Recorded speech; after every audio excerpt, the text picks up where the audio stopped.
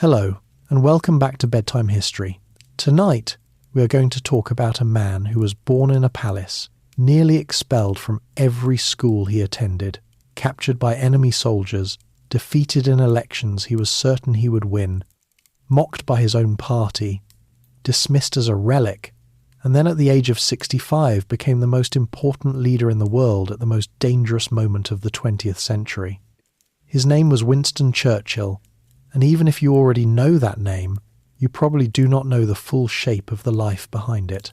If this kind of history is what you enjoy, long, quiet stories about real people who changed the world, take a moment to like the video and subscribe. It genuinely helps, and it means these stories can keep coming. Drop your location and your local time in the comments below. Whether it is midnight in Manchester or 2 a.m. in Melbourne, it helps other sleepless people find their way here. And there is something quietly wonderful about knowing that someone on the other side of the world is drifting off to the same story. So settle in, adjust your pillow, let your shoulders drop. Tonight we are going back to Victorian England, to a time of gaslight and empire, of grand houses and grander ambitions. And we are going to follow one life, from beginning to end. On the 30th of November, 1874, in a small room off the Great Hall of Blenheim Palace in Oxfordshire, a baby boy arrived about 7 weeks ahead of schedule. His mother, Jenny Jerome, had been dancing at a ball the night before. His father, Lord Randolph Churchill, was somewhere in the palace, attending to other matters. Neither of them had expected the baby quite so soon, and neither of them, in truth, was entirely prepared for the responsibility of a child at all. The boy was named Winston Leonard Spencer Churchill. He was small, and the doctors were not entirely certain he would survive the first few days. He did survive, of course, and then some. Blenheim Palace was, and still is, one of the largest houses in England. It was built in the early 1700s as a gift from a grateful nation to the first Duke of Marlborough, John Churchill, who had defeated the French at the Battle of Blenheim in 1704. The palace sat on 2,000 acres of parkland in Oxfordshire, and it announced its own importance in every stone and corridor. For young Winston, it was not just a birthplace. It was a statement about who his family was supposed to be, and a constant, quiet pressure to live up to a legacy that had already peaked nearly 2 centuries before he drew his first breath. His father, Lord Randolph Churchill, was the 3rd son of the 7th Duke of Marlborough, which meant that Randolph was well born but not the heir. He had a brilliant political mind, a sharp and sometimes cruel wit, and a temper that could fill a room. He rose quickly in Conservative politics during the 1880s, became Chancellor of the Exchequer at 37, and looked, to many observers, like a future Prime Minister. Then, in a moment of miscalculation that would define the rest of his career, he resigned from the government in 1886 over a budget dispute, apparently assuming he was too valuable to be let go. He was wrong. The Prime Minister accepted his resignation immediately, and Randolph Churchill never held high office again.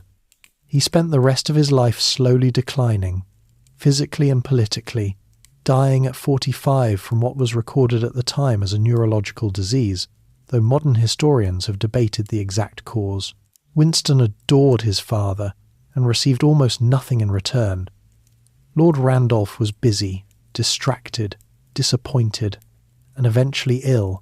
He wrote his son occasional letters that were more lecture than warmth, and on the rare occasions they spent time together, Randolph seemed more interested in assessing whether his son was worth the investment of attention than in simply being a father. Winston collected these moments anyway, treating each one as evidence that his father saw something in him, even when the evidence pointed in the other direction. His mother, Jenny Jerome, was an American heiress from New York, the daughter of a wealthy financier who had made money in newspapers and finance. She was strikingly beautiful, socially ambitious, and thoroughly at home in the upper circles of British society. She was also largely absent from Winston's daily life, in the way that wealthy parents of that era often were. Children in aristocratic households were raised by nurses and governesses, not by their parents, and Winston's primary emotional attachment in his early years was to his nanny, Elizabeth Ann Everest, whom he called Womb, or Womany. She was a warm, steady and devoted presence, the kind of unconditional affection that his parents, for all their charm and brilliance, were not particularly designed to offer. England in the 1870s and 80s was a country at the peak of its global reach and quietly beginning to feel the weight of it.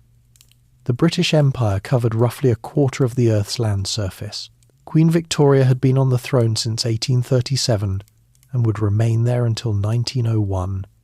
London was the largest city in the world, the financial capital of global trade, and the administrative centre of an empire that stretched from Canada to India to Australia to vast stretches of Africa.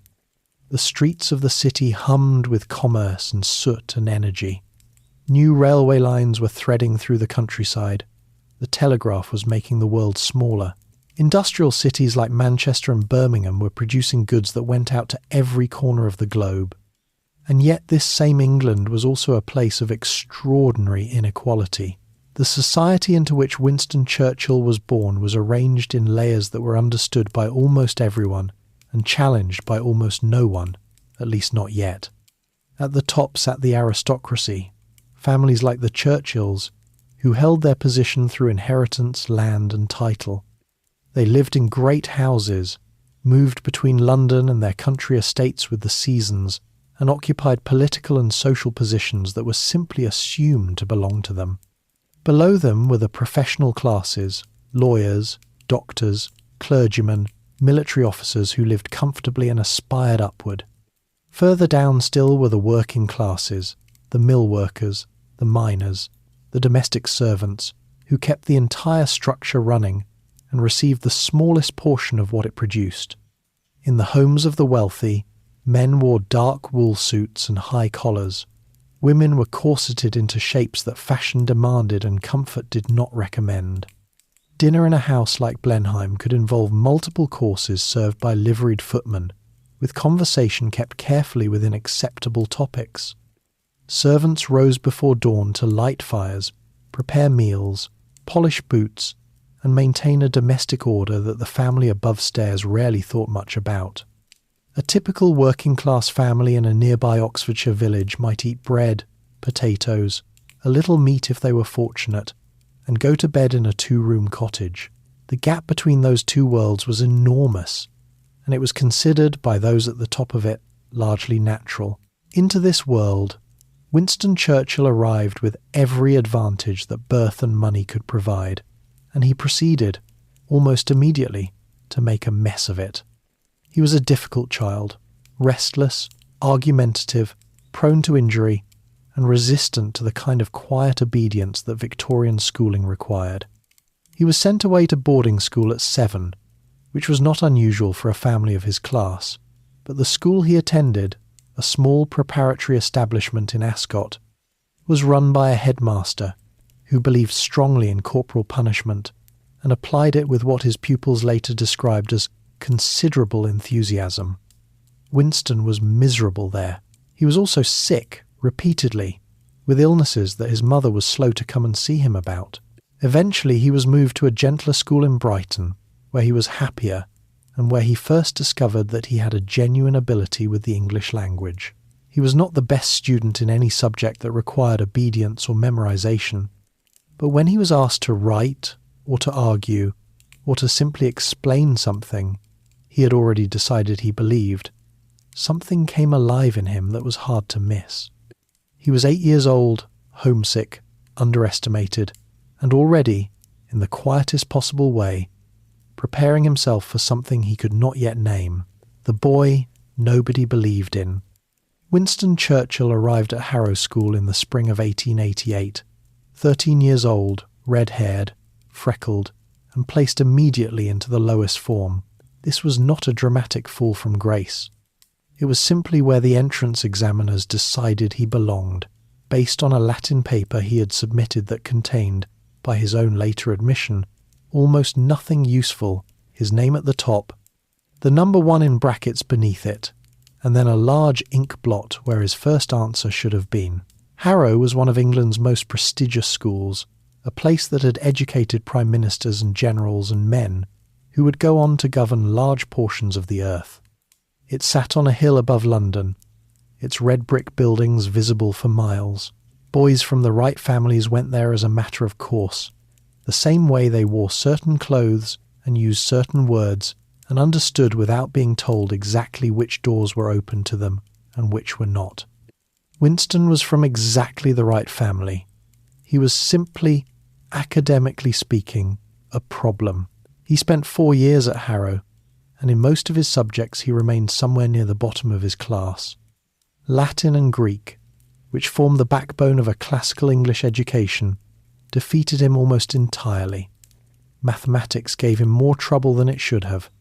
He was frequently late, occasionally insubordinate, and his reports home contained the kind of careful diplomatic language that schoolmasters use when they want to say, "A child is difficult," without using that exact word.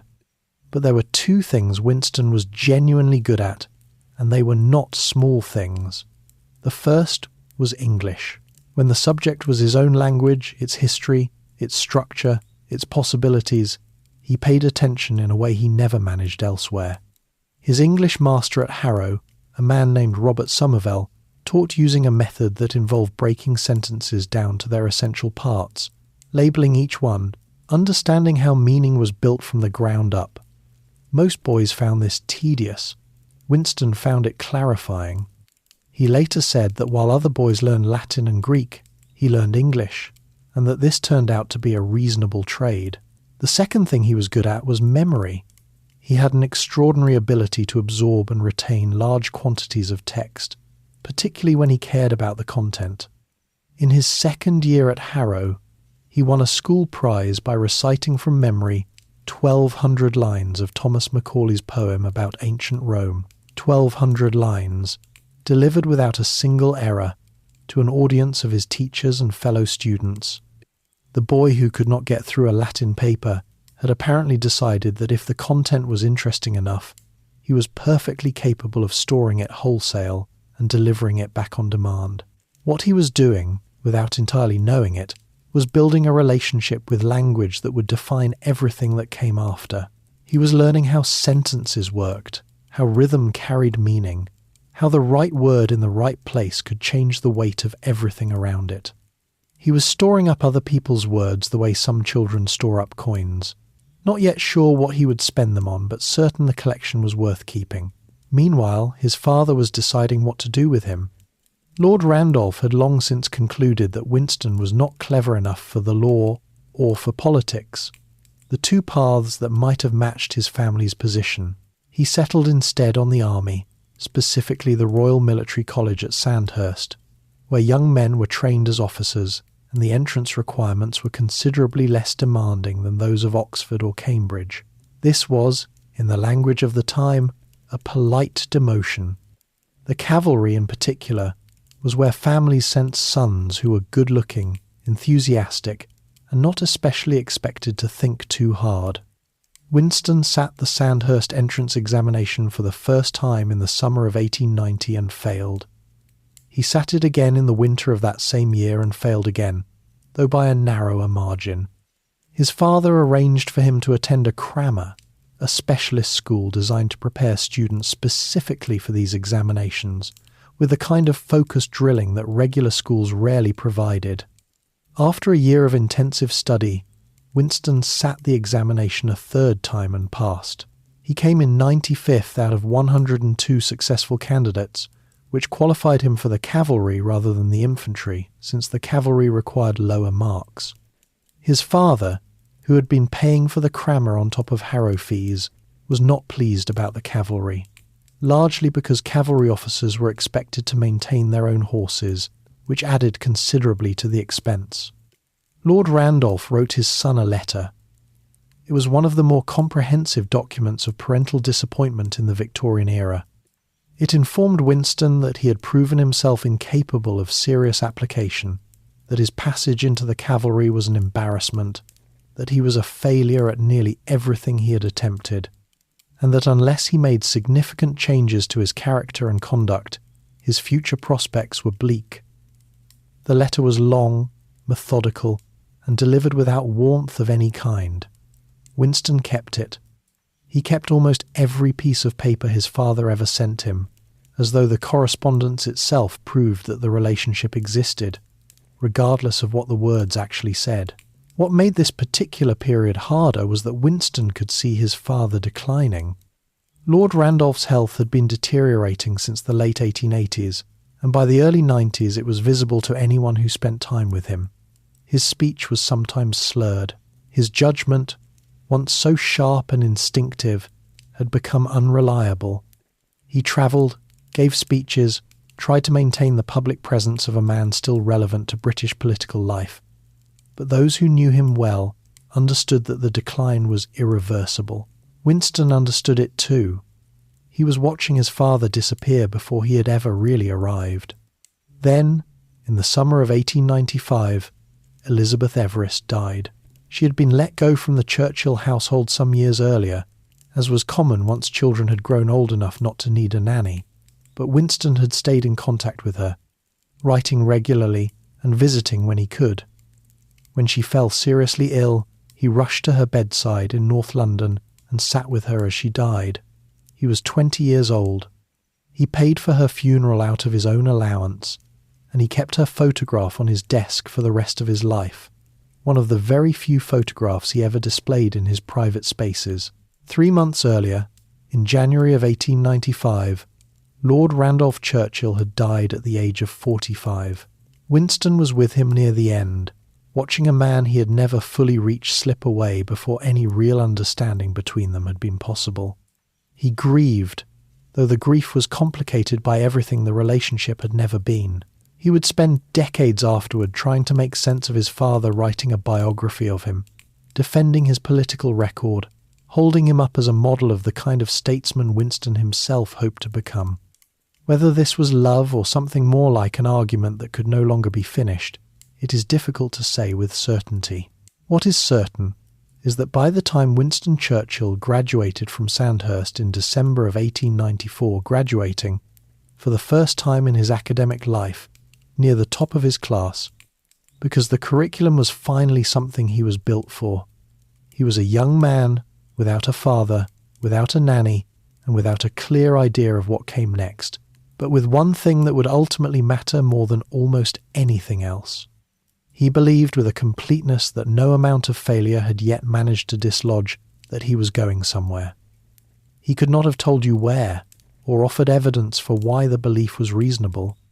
It was simply there, hard and persistent, like a stone at the centre of everything. Harrow had not broken it. His father's letters had not broken it. The failed examinations and the ink blots and the remedial crammers had not broken it. He was 20 years old, newly commissioned as a second lieutenant in the 4th Queen's Own Hussars, and he was already writing letters to anyone who might help him get somewhere more interesting than a cavalry barracks in southern England. Soldier, correspondent, and escapee. Within months of receiving his commission, Winston Churchill had already begun working the room. He had no great battles to his name, no distinguished military record, and no particular reason for anyone important to pay him special attention. What he had instead was his mother, a formidable social networker, and an almost complete absence of embarrassment about using every connection available to him to get to somewhere more interesting than a barracks. His first opportunity came in the autumn of 1895.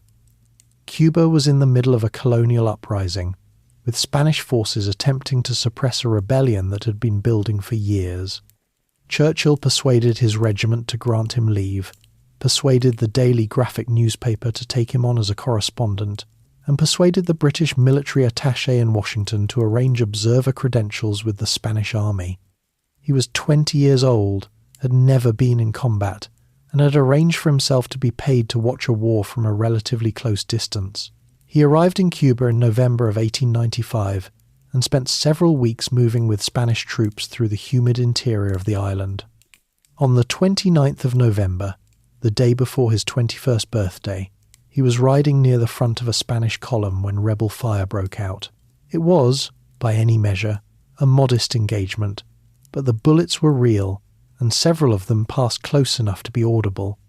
Churchill later noted, with the calm of someone who had discovered something useful about himself, that the sound of live fire produced in him not fear, but a kind of heightened alertness that he found entirely agreeable. He also discovered cigars in Cuba, which was perhaps the more lasting consequence of the trip. He returned to his regiment, served briefly in England, and in the autumn of 1896 sailed for India with the 4th Hussars, who were posted to Bangalore. India, at the end of the 19th century, was the jewel of the British Empire, a vast, complex, ancient civilization administered by a relatively small number of British officials and soldiers who lived in considerable comfort while governing a population of hundreds of millions. In Bangalore, the officers of the 4th Hussars spent their mornings at polo and their afternoons in the relative cool of their bungalows, waiting for the heat of the day to pass. Churchill used his afternoons differently. He had arrived in India aware that his education had left significant gaps, and he set about filling them with the kind of systematic self-instruction that formal schooling had never quite managed to provide. He wrote to his mother with long lists of books he wanted sent from London, and she sent them. He read Edward Gibbon's The History of the Decline and Fall of the Roman Empire, all 12 volumes, making notes as he went. He read Thomas Macaulay's essays and histories, which he already knew partially from his Harrow Prize recitation, but now read with an adult's attention to argument and structure. He worked through economics, philosophy, and political theory. He read about India itself, its history, and its politics. What he was building, without calling it that, was a working intellectual framework. He was developing opinions about history, about power, about how civilizations rose and fell, about what made a political leader genuinely great as opposed to merely successful.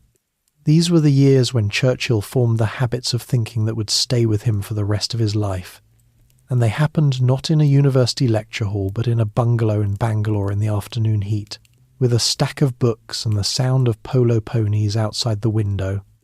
In the summer of 1897, news reached Bangalore that fighting had broken out on the northwest frontier, the mountainous border region between British India and Afghanistan, where tribal groups regularly tested the limits of British control. Churchill immediately applied for permission to join the expedition as an observer. He was initially turned down. He then applied directly to the expedition's commanding general, Sir Bindon Blood, who had once promised vaguely to take him along if there was ever a campaign. Churchill produced this social promise like a legal document and was eventually attached to the Malakand field force as a press correspondent for the Daily Telegraph. He spent several weeks in the mountain passes above Peshawar, moving with British troops through difficult terrain against an enemy that understood the landscape far better than the soldiers trying to hold it. He was under fire multiple times and, on at least one occasion, was close enough to the fighting to find himself moving through positions where the men around him were being hit. He was not injured. He wrote dispatches for the Telegraph, then turned the whole experience into a book that was published in 1898, his first book written at 23, which sold well enough to confirm that there was a market for his version of events. He went next to Egypt in 1898, where Lord Herbert Kitchener was leading a British campaign up the Nile to retake the Sudan from the forces of the Khalifa Abdullah. Kitchener did not want Churchill there. He had read Churchill's Indian dispatches and found the young officer's habit of criticising senior commanders in print professionally objectionable. Churchill's mother lobbied the Prime Minister's office. The Prime Minister's office sent a quiet word. Kitchener relented with what was reportedly very little grace, and Churchill joined the 21st Lancers. On the 2nd of September, 1898, outside the city of Omdurman on the west bank of the Nile, the British Army met the Khalifa's forces in one of the largest battles of the colonial era. The Khalifa commanded roughly 60,000 men. Kitchener had about 25,000. The battle was decided largely by modern artillery and rifle fire against an enemy that charged on foot and horseback with extraordinary courage into positions that modern firepower made essentially indefensible. It was one of those engagements that tells you more about the technology of killing than about any balance of military skill.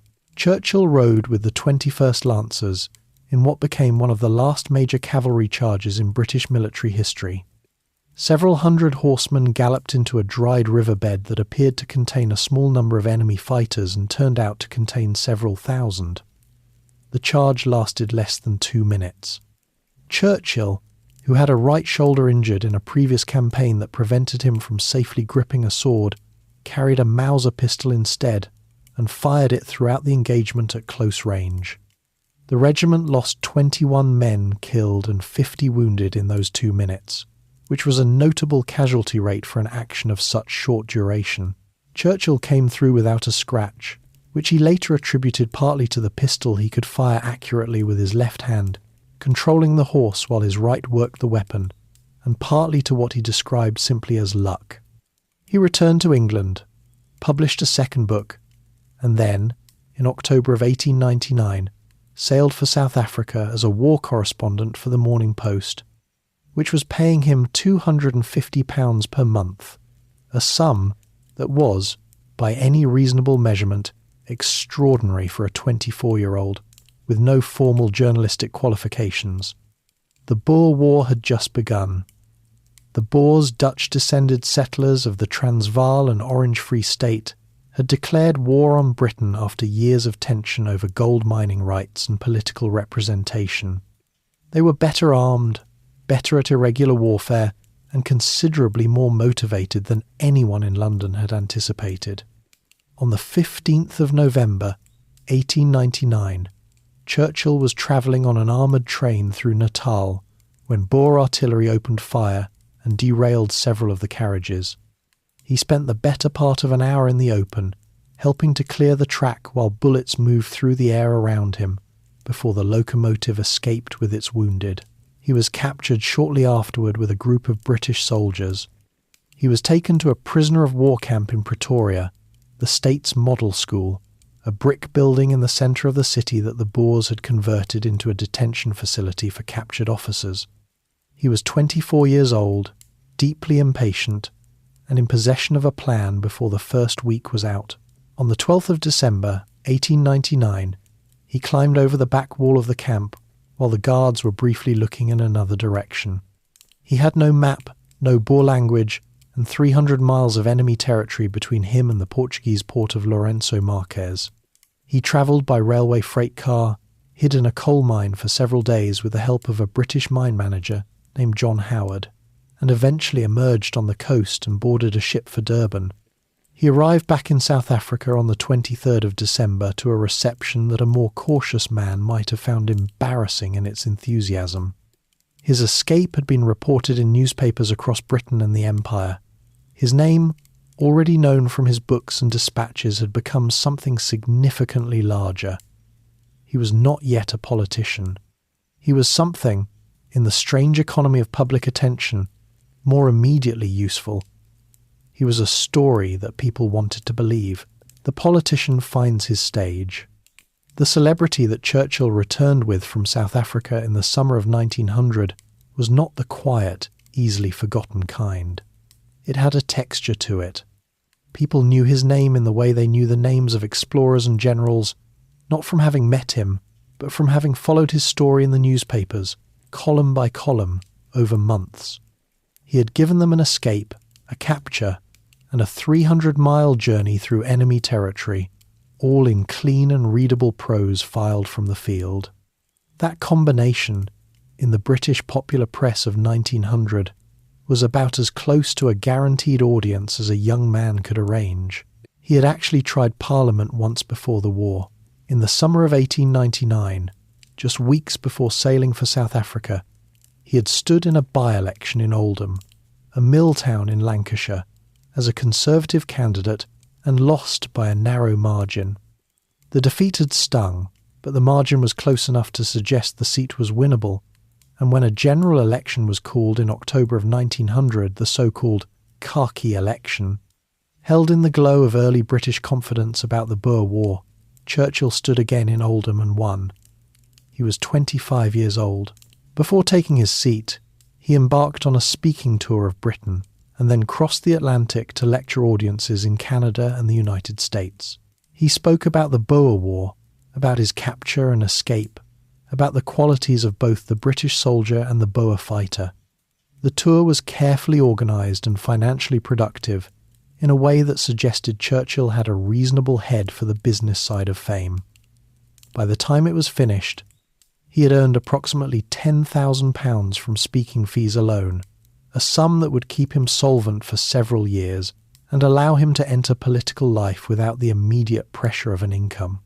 He arrived in the House of Commons in January of 1901, at the opening of what would turn out to be a parliament defined by transition. Queen Victoria had died on the 22nd of January, ending a reign of 63 years and closing, in a way that people felt even if they could not quite articulate it, an entire chapter of British life. King Edward VII took the throne, and the Edwardian era, looser, faster, more anxious about its own position than the Victorian had been, began almost immediately to develop its own distinct atmosphere. Churchill delivered his maiden speech on the 18th of February, 1901. Parliamentary tradition required that new members speak briefly and deferentially, demonstrating respect for the institution before asserting any opinions of their own. Churchill spoke for about half an hour, addressed the ongoing Boer War with considerably more nuance than most of his fellow Conservatives were comfortable with, praised the Boer fighters as worthy adversaries who deserved generous terms of settlement, and quoted extensively from a speech his father had given 17 years earlier. He sat down to genuine, if slightly uncertain, applause. Several members noted afterward that the speech had been accomplished, even impressive, though a few found its confidence somewhat ahead of what a new member had strictly earned. What those members did not know, what almost no one knew at the time, was that the speech had been written out in full, revised multiple times, and memorised so completely that Churchill was essentially performing it rather than delivering it. He had a slight stammer and a lisp that he had worked for years to manage, and the surest way he had found to control both was to know exactly what he was going to say before he opened his mouth. He prepared every major speech this way, drafting and redrafting until the words were not just correct, but inevitable, the only possible arrangement for what he was trying to say. This method worked extremely well, right up until the afternoon in April of 1904, when a member interrupted him mid-speech with a question, and Churchill, thrown completely off the internal track he had been running on, simply stopped. He stood in silence for a long moment, sat down, and covered his face with his hands. The speech was over. The House moved on.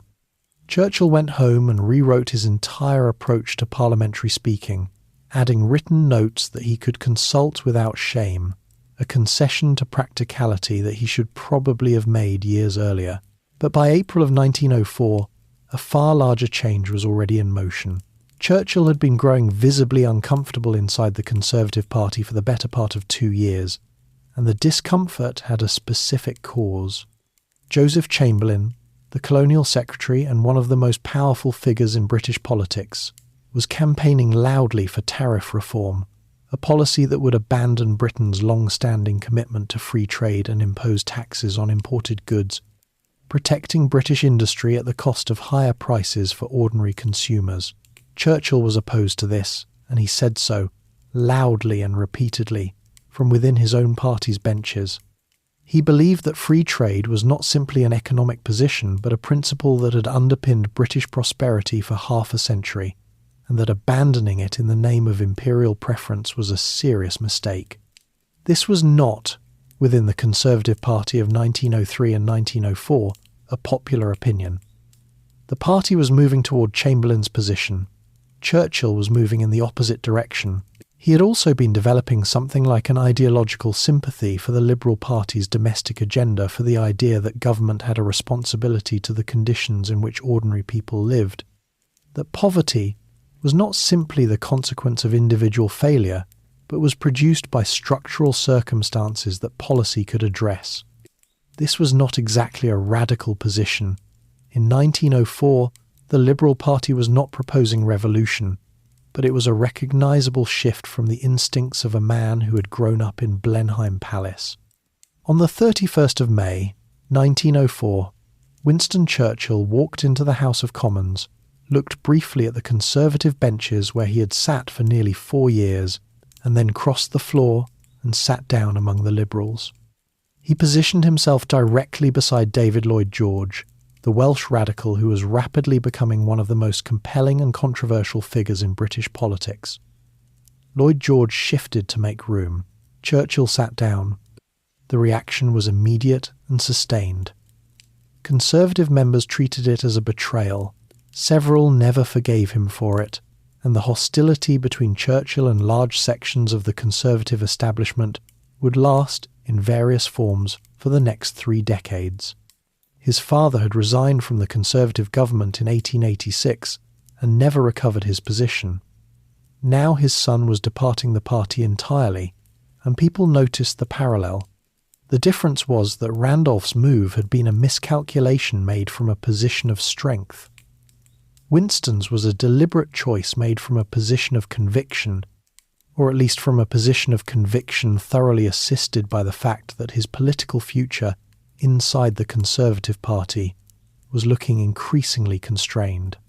He was 29 years old and had already managed to alienate the party of his birth, form an alliance with one of the sharpest political operators in the country, and place himself at the centre of the most significant domestic policy debate of the decade. The Liberal Party was on its way to a landslide election victory that was only 2 years away. Churchill had, whether by calculation or instinct or some combination of both, positioned himself correctly for the next phase. Arthur Balfour, the Conservative Prime Minister, reportedly responded to the news of Churchill's crossing with the dry observation that he could not quite recall which of the 2 young men had crossed the floor with less ceremony. He meant it as an insult. Churchill, characteristically, would have taken it as evidence that he had made an impression. What nobody in that chamber fully understood yet was that Winston Churchill was not simply changing parties. He was beginning, for the first time, to operate at the level he had always privately believed was his natural one. The speeches were getting sharper, the thinking was getting more systematic, and the country was about to hand the Liberal Party, and by extension Churchill himself, a great deal of power to do something with it. Power, reform, and the Navy. The general election of January 1906 produced one of the largest parliamentary majorities in British history. The Liberal Party won 401 seats. The Conservatives were reduced to 157. It was the kind of result that does not simply change a government, it reshapes the political landscape for a generation, and everyone who had positioned themselves on the winning side of it suddenly found considerable room to move. Churchill won his seat in Manchester North West with a comfortable margin and was appointed Under-Secretary of State for the Colonies, a position that gave him real administrative responsibility for the first time. He was 31 years old and had been in Parliament for 5 years. The pace at which he wanted to move was already apparent to everyone around him, including those who found it exhausting. The Britain he was now helping to govern was, in its outward appearance, a confident and prosperous place. The Edwardian era had settled into a particular rhythm by the middle of the decade, more relaxed in its social customs than the Victorian period that preceded it, more openly enjoying its own wealth, and quietly beginning to feel the first edges of the anxieties that would crack it apart within a decade. Life in Edwardian England was organised along lines that most people simply accepted as the natural order of things. At the upper end of society, the wealthy lived in a style that required extraordinary amounts of invisible labour to maintain. A large country house might employ 30 or 40 servants, housemaids, footmen, a butler, a housekeeper, a cook and her staff, gardeners, stable hands, a lady's maid, a valet. The family rose late, ate elaborate breakfasts, spent their days in leisure organised around sport and social visits, dressed formally for dinner each evening, and moved between London and their estates according to the social calendar. Men wore dark wool suits and starched collars in the city, plus fours and tweeds in the country. Women wore long skirts, high-necked blouses, and elaborate hats, and the process of dressing for a formal occasion could take the better part of an hour with the assistance of a maid. Meals in these households were substantial. Several courses at dinner with wine, followed by port and brandy for the men in a separate room. Below this world, the middle classes, the lawyers, doctors, accountants, teachers, shopkeepers lived comfortably but within careful limits. They kept perhaps one or two servants, lived in terraced houses in the new suburbs that were spreading outward from every major city, ate well but without extravagance, and spent considerable energy maintaining the appearance of respectability. They wore their clothing until it wore out, managed their accounts carefully, and sent their children to schools that prepared them for professions rather than for leisure. And below all of this, the working classes, perhaps 70% of the population, lived lives that were entirely different in texture and expectation. A factory worker in Manchester or a miner in South Wales earned wages that covered rent, food, and very little else. Housing in industrial districts was dense and often poorly ventilated. A family of 5 or 6 might share 3 rooms.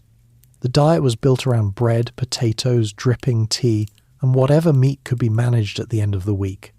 Children left school at 12 or 13 and went directly into work. There was no unemployment insurance, no old age pension worth speaking of, no safety net of any meaningful kind. When a man was injured at work, or fell ill, or simply grew too old to continue, the consequences fell entirely on his family. This was the Britain that the Liberal government of 1906 had been elected, in part, to address. Churchill threw himself into this agenda with a genuine enthusiasm that surprised some of his colleagues, who had expected the aristocratic adventurer to be more interested in foreign affairs than in the conditions of working-class life. But he had been reading and thinking about poverty and its causes for years, and he had arrived at a position shaped partly by his own intellectual conclusions, partly by Lloyd George's influence, and partly by a political instinct about where public opinion was heading, that the state needed to be more actively involved in providing the basic conditions of a stable life. At the Board of Trade from 1908, he worked alongside Lloyd George to design 2 of the foundational pieces of what would eventually become the British welfare state. The first was a national network of labour exchanges offices where unemployed workers could register and be matched with available jobs, replacing the chaotic and humiliating process of walking from employer to employer looking for work. The second was a system of unemployment insurance, funded jointly by workers, employers and the government, that would provide a modest income to people who lost their jobs through no fault of their own. These were not radical measures by later standards, but by the standards of Edwardian Britain they represented a significant shift in what government was understood to be for. The opposition from conservative quarters was substantial, and some of it came dressed in the language of principle that such schemes would undermine individual responsibility, that they were the first step towards something dangerously continental, that the British working man was better served by freedom than by state provision. Churchill argued back with the particular edge of someone who had recently crossed the floor and had no inclination to be gentle about it. In February of 1910, he became Home Secretary, one of the 4 great offices of state, responsible for law enforcement, prisons, and internal security. He was 35 years old, and the job put him at the intersection of some of the most volatile domestic pressures of the period. The suffragette movement was intensifying its campaign for women's voting rights. Industrial unrest was spreading through the coalfields and the docks. Irish nationalism was building toward a constitutional crisis. And a German naval expansion program was making the waters of the North Sea feel considerably less comfortable than they had a decade earlier. The autumn of 1910 brought the Tony Pandy miners' strike in the Rhondda Valley of South Wales, where a dispute between miners and pit owners had escalated into serious disorder. Churchill sent police reinforcements rather than the military units that the local authorities had initially requested, a decision he believed was more proportionate and less likely to produce casualties. The local magistrates and several newspapers reported events in ways that suggested Churchill had held back forces that could have restored order sooner. The miners, conversely, felt that police intervention on behalf of pit owners had been inappropriate in the first place. Both versions of events found audiences, and both lived on for decades afterward, with the result that Churchill's name became associated with Tony Pandy in ways that the historical record supports only partially and the political memory has never quite let go of. Then in January of 1911 came the Sydney Street Siege. A group of Eastern European anarchists, who had killed 3 policemen during a burglary the previous month, had barricaded themselves inside a house in Stepney, in East London. The police requested military assistance and then requested authorisation to use it. The authorisation went to the Home Secretary. Churchill not only gave it, he also took himself personally to the scene to observe. A photograph was taken of him standing in the street in his top hat, watching the operation unfurl, while bullets from inside the building moved through the surrounding air. The photograph appeared in newspapers the following morning. The commentary was not uniformly admiring. Several members of Parliament questioned whether the Home Secretary's physical presence at a police siege was entirely consistent with the dignity of his office. King George V sent a private note suggesting that it might not be. Churchill, who had been perfectly comfortable in live-fire situations since the age of 20, appeared to find the criticism somewhat puzzling. He moved to the Admiralty in October of 1911, appointed First Lord by Prime Minister Herbert Asquith, who understood that the Navy needed urgent attention and that Churchill had both the energy and the appetite for the scale of the task. Germany had been building warships at a rate that was beginning to alarm the strategic calculations of every senior British official. The British Navy remained the largest in the world, but the margin was narrowing, and the implications of losing it were not abstract. Churchill attacked the Admiralty with the same restless intensity he brought to everything. He pushed for the conversion of the fleet from coal to oil power, which was faster and more efficient but required building a global supply infrastructure from almost nothing. He established the Royal Naval Air Service, understanding earlier than most that aircraft would matter in any future naval conflict. He improved pay and conditions for ordinary sailors. He accelerated the construction program for the new generation of super-dreadnought battleships that would define naval power for the next decade. He also, characteristically, involved himself in everything. He flew in early aircraft despite being advised repeatedly that the machines were not yet reliable enough to risk the life of a cabinet minister. He inspected ships, interviewed officers, redesigned training programs, and sent memoranda to everyone from admirals to junior clerks. He could be impossible to work with in the way that people who never stop thinking are often impossible to work with, interrupting, redirecting, demanding faster answers to questions that had not yet had time to be properly considered. But the navy he was building was genuinely better for it. When the moment came, in the summer of 1914, it would be ready in a way that it might not otherwise have been.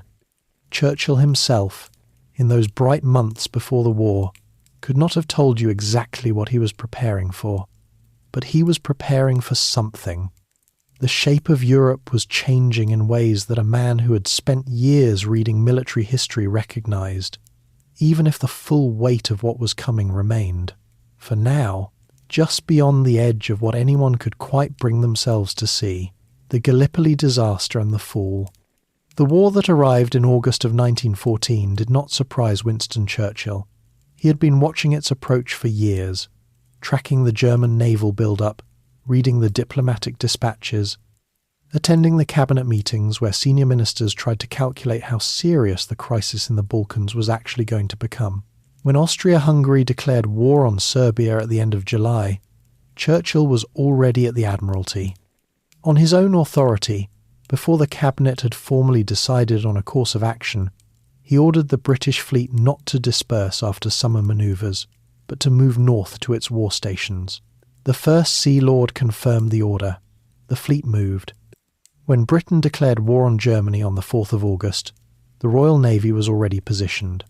This was considered, by almost everyone who assessed it afterward, one of the genuinely correct decisions of the war's opening weeks, a moment when Churchill's tendency to act ahead of the official process had produced exactly the right outcome. It was, as it turned out, one of the last unambiguous successes he would have for several years. The Western Front established itself with brutal speed. By the autumn of 1914, the German advance through Belgium and France had been stopped at the Marne, and both sides were digging into the trench systems that would define the war's character for the next 4 years. The front lines ran from the English Channel to the Swiss border, roughly 440 miles of mud, barbed wire, and artillery fire that produced casualties in numbers that no one had planned for or knew how to stop. Churchill looked at the Western Front and concluded that it was a problem that could not be solved by attacking it directly. The numbers were wrong. The geography was wrong. The tactical situation produced a grinding attritional war that favoured neither side and destroyed both. He began looking for somewhere else, a different point of pressure, a flank, a weak seam in the enemy's position that could be exploited with smaller forces and produce strategic consequences out of proportion to the cost. The Dardanelles offered what appeared to be that opportunity. The strait connecting the Aegean to the Sea of Marmara and onward to Constantinople was guarded by Ottoman fortifications that the naval staff assessed as potentially manageable. If a fleet could force the strait, the thinking went, Constantinople would be threatened. Turkey, which had entered the war on Germany's side in November of 1914, might be knocked out of the conflict entirely. A supply route to Russia through the Black Sea would open. The neutral Balkan states might be encouraged to join the Allied side. It was a strategic vision of considerable scope, and it was not, in its early conception, unreasonable. The operation began in February of 1915, with naval bombardment of the outer forts. The early results were encouraging. Then, on the 18th of March, the main naval assault on the inner strait failed when 3 battleships struck mines and sank within hours. The naval commander, Admiral John de Robeck, called off the attack. The question of whether the fleet should have pressed on, whether the Ottoman defences were, in fact, nearly exhausted at that moment, would be debated for the rest of the century.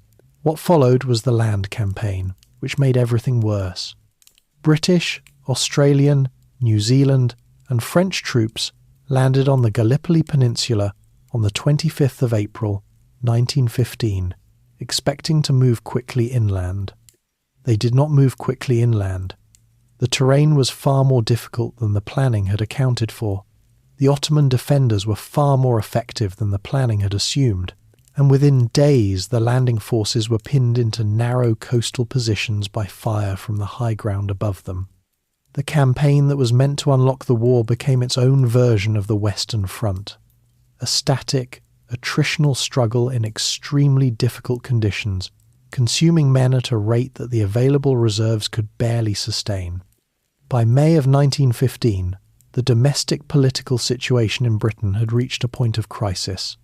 The shell shortage on the Western Front had become a public scandal.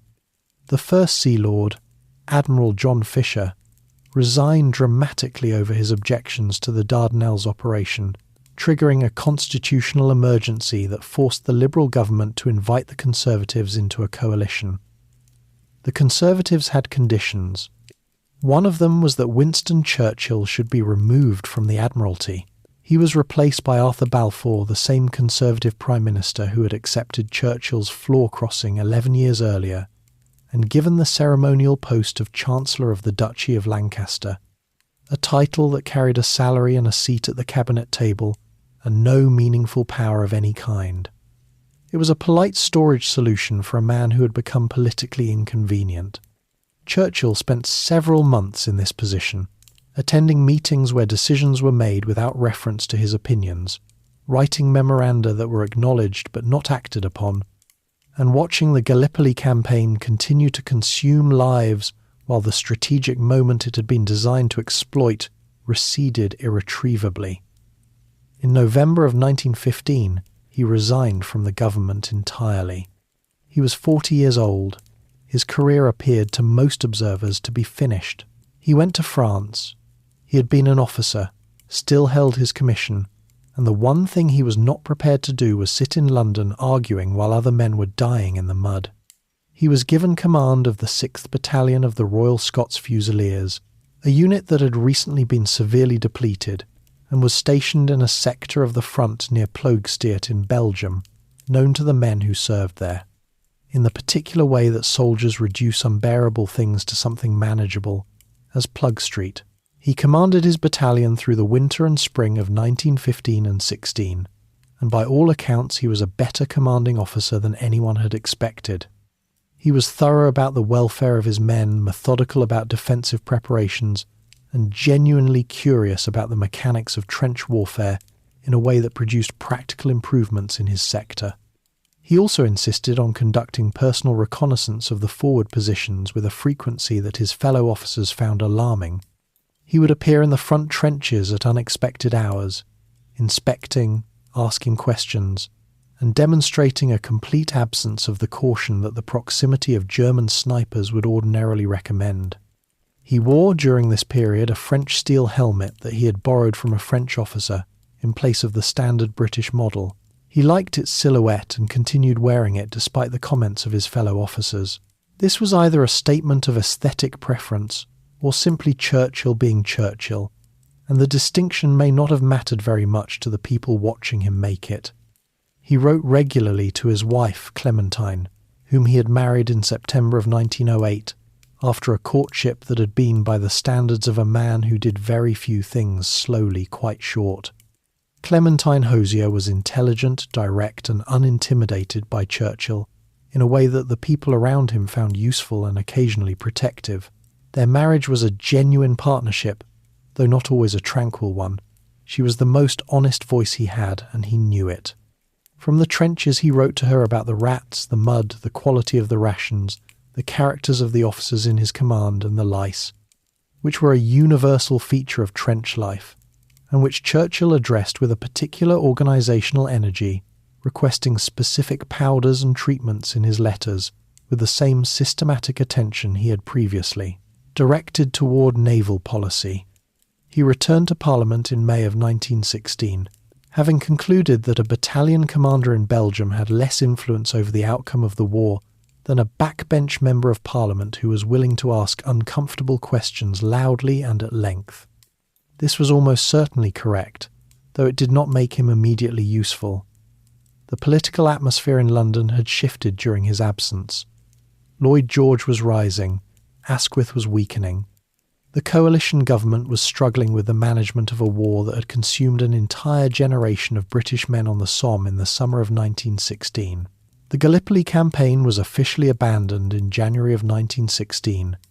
The surviving forces evacuated the evacuation itself, conducted with a skill and efficiency that contrasted sharply with everything that had preceded it. The total Allied casualties from the campaign were somewhere in the region of 180,000 dead, wounded, or taken prisoner. The Ottoman defenders suffered comparable losses. Nothing strategic had been achieved. Churchill spent the next years carrying the weight of it. Not broken by it, he was not built to be broken, but marked by it in ways that showed. He had conceived the central idea. He had pushed for it against objections. The execution had been handed to others and had failed in ways that might or might not have been inevitable, depending on which stage of the operation you chose to examine most closely. History, in the immediate term, assigned the failure to him, and history in the immediate term was the only one that mattered for a political career. He was back in Parliament, back in London, and comprehensively out of power. The next question was how long that condition would last. The wilderness and the warning. Lloyd George became Prime Minister in December of 1916, replacing Asquith at the head of a coalition government that was determined to run the war more aggressively than its predecessor. Within months, he brought Churchill back into government as Minister of Munitions, a decision that produced significant conservative displeasure and that Lloyd George made anyway, because he needed someone who could actually get things done. And Churchill, whatever his political liabilities, had a demonstrated talent for organising large systems under pressure. Churchill spent the final year and a half of the war driving munitions production with the same relentless energy he had applied to the Admiralty. When the armistice came in November of 1918, he moved to the War Office, then to the Colonial Office, helping to manage the extraordinary and often chaotic business of reshaping the post-war world. He negotiated, in 1921, the treaty that created the Irish Free State, a genuinely difficult piece of diplomatic work conducted under the threat of renewed violence, and he drew the borders of several Middle Eastern territories in ways that subsequent generations would spend considerable time attempting to live with. He lost his parliamentary seat in the election of 1922, when the coalition collapsed and the Conservatives returned to power under Bonar Law. He was recovering from an appendix operation during the campaign, and described himself afterward as finding himself without a seat, without a party, without an appendix, and without any very clear idea of what to do next. He stood twice in 1923 and 1924 in different constituencies, and lost both times before winning Epping as a constitutionalist candidate in the autumn of 1924. He drifted back into the Conservative Party not with great ceremony, simply as a practical matter, and Stanley Baldwin, the Conservative Prime Minister, appointed him Chancellor of the Exchequer. It was an appointment that surprised almost everyone, including, reportedly, Churchill himself. He had no background in economics and said so with a candour that did not entirely reassure the Treasury officials who were now required to work with him. His most significant decision at the Exchequer was the return of the British pound to the gold standard in 1925 at the pre-war exchange rate against the dollar.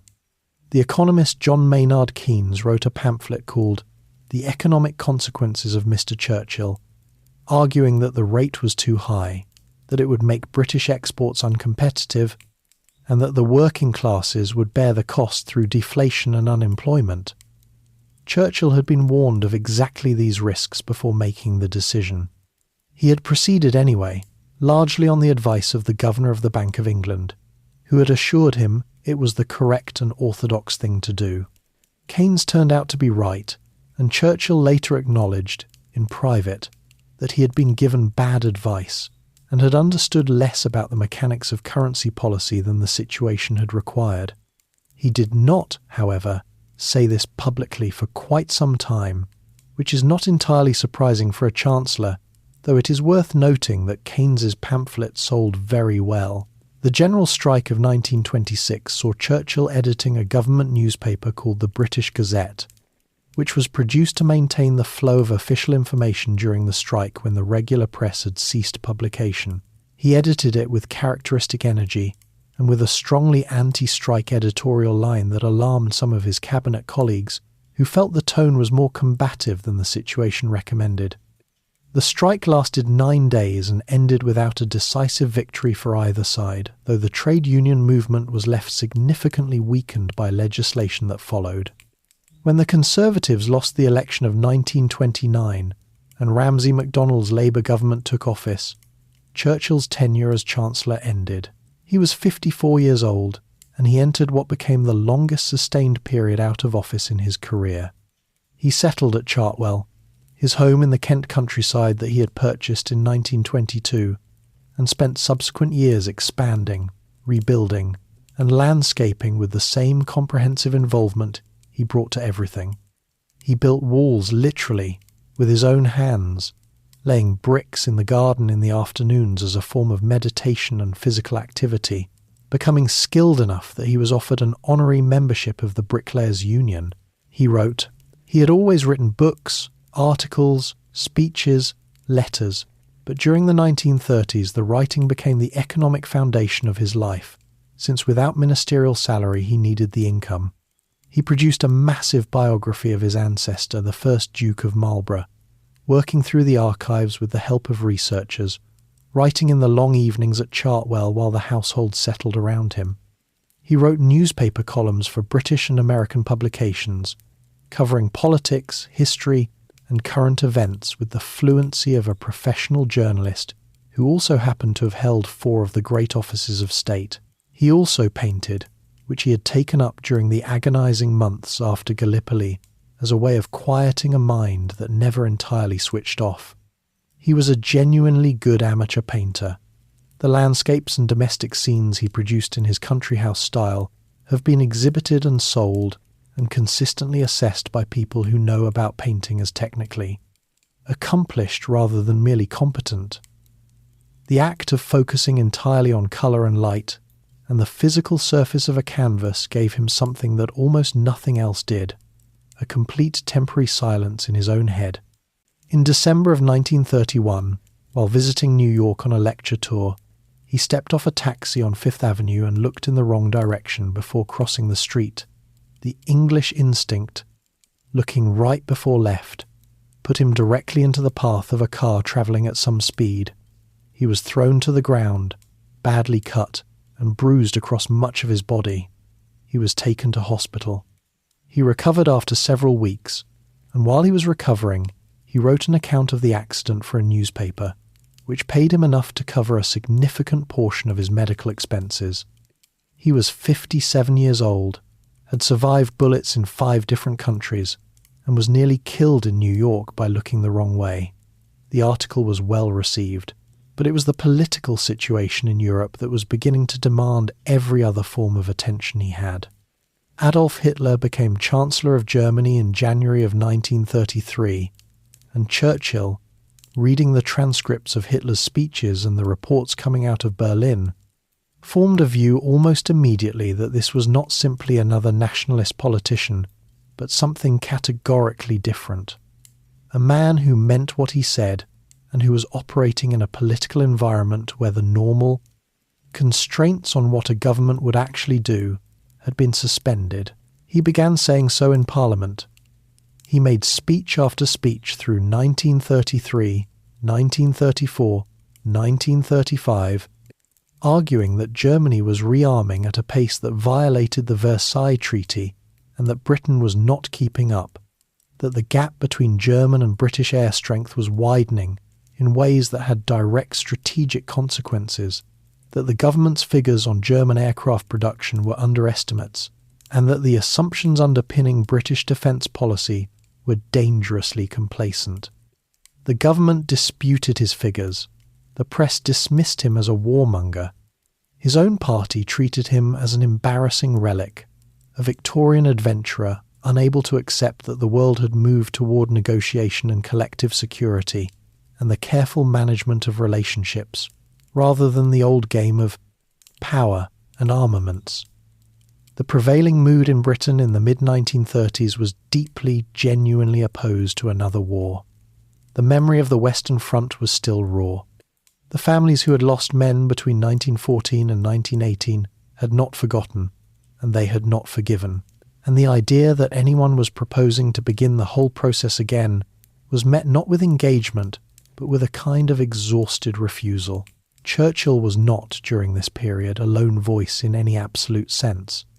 There were others who shared his concerns, including figures inside the government who fed him information through back channels about the true state of German rearmament, information that confirmed his suspicions, and that the official position was doing its best to obscure. He used this information carefully in his speeches, attributing it in ways that protected his sources while making his arguments harder to dismiss. But dismiss him they did, comfortably and repeatedly, year after year.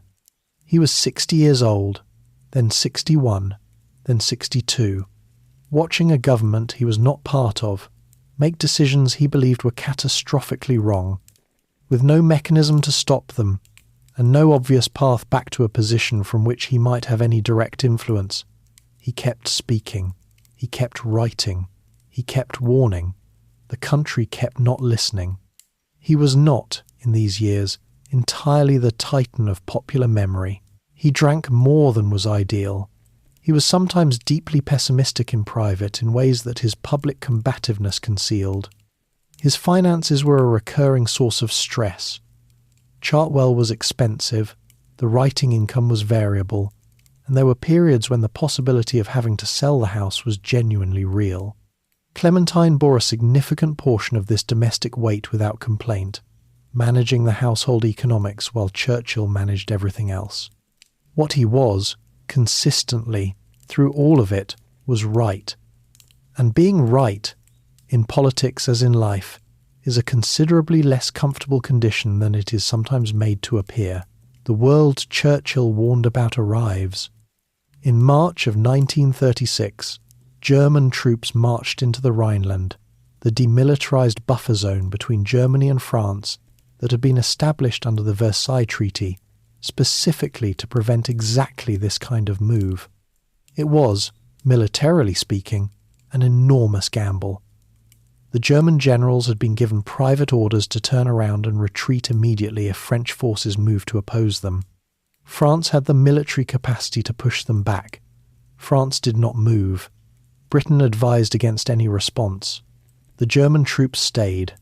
Hitler had correctly identified that the governments facing him would choose the appearance of stability over the reality of confrontation, and that this preference could be exploited at almost any moment he chose to test it.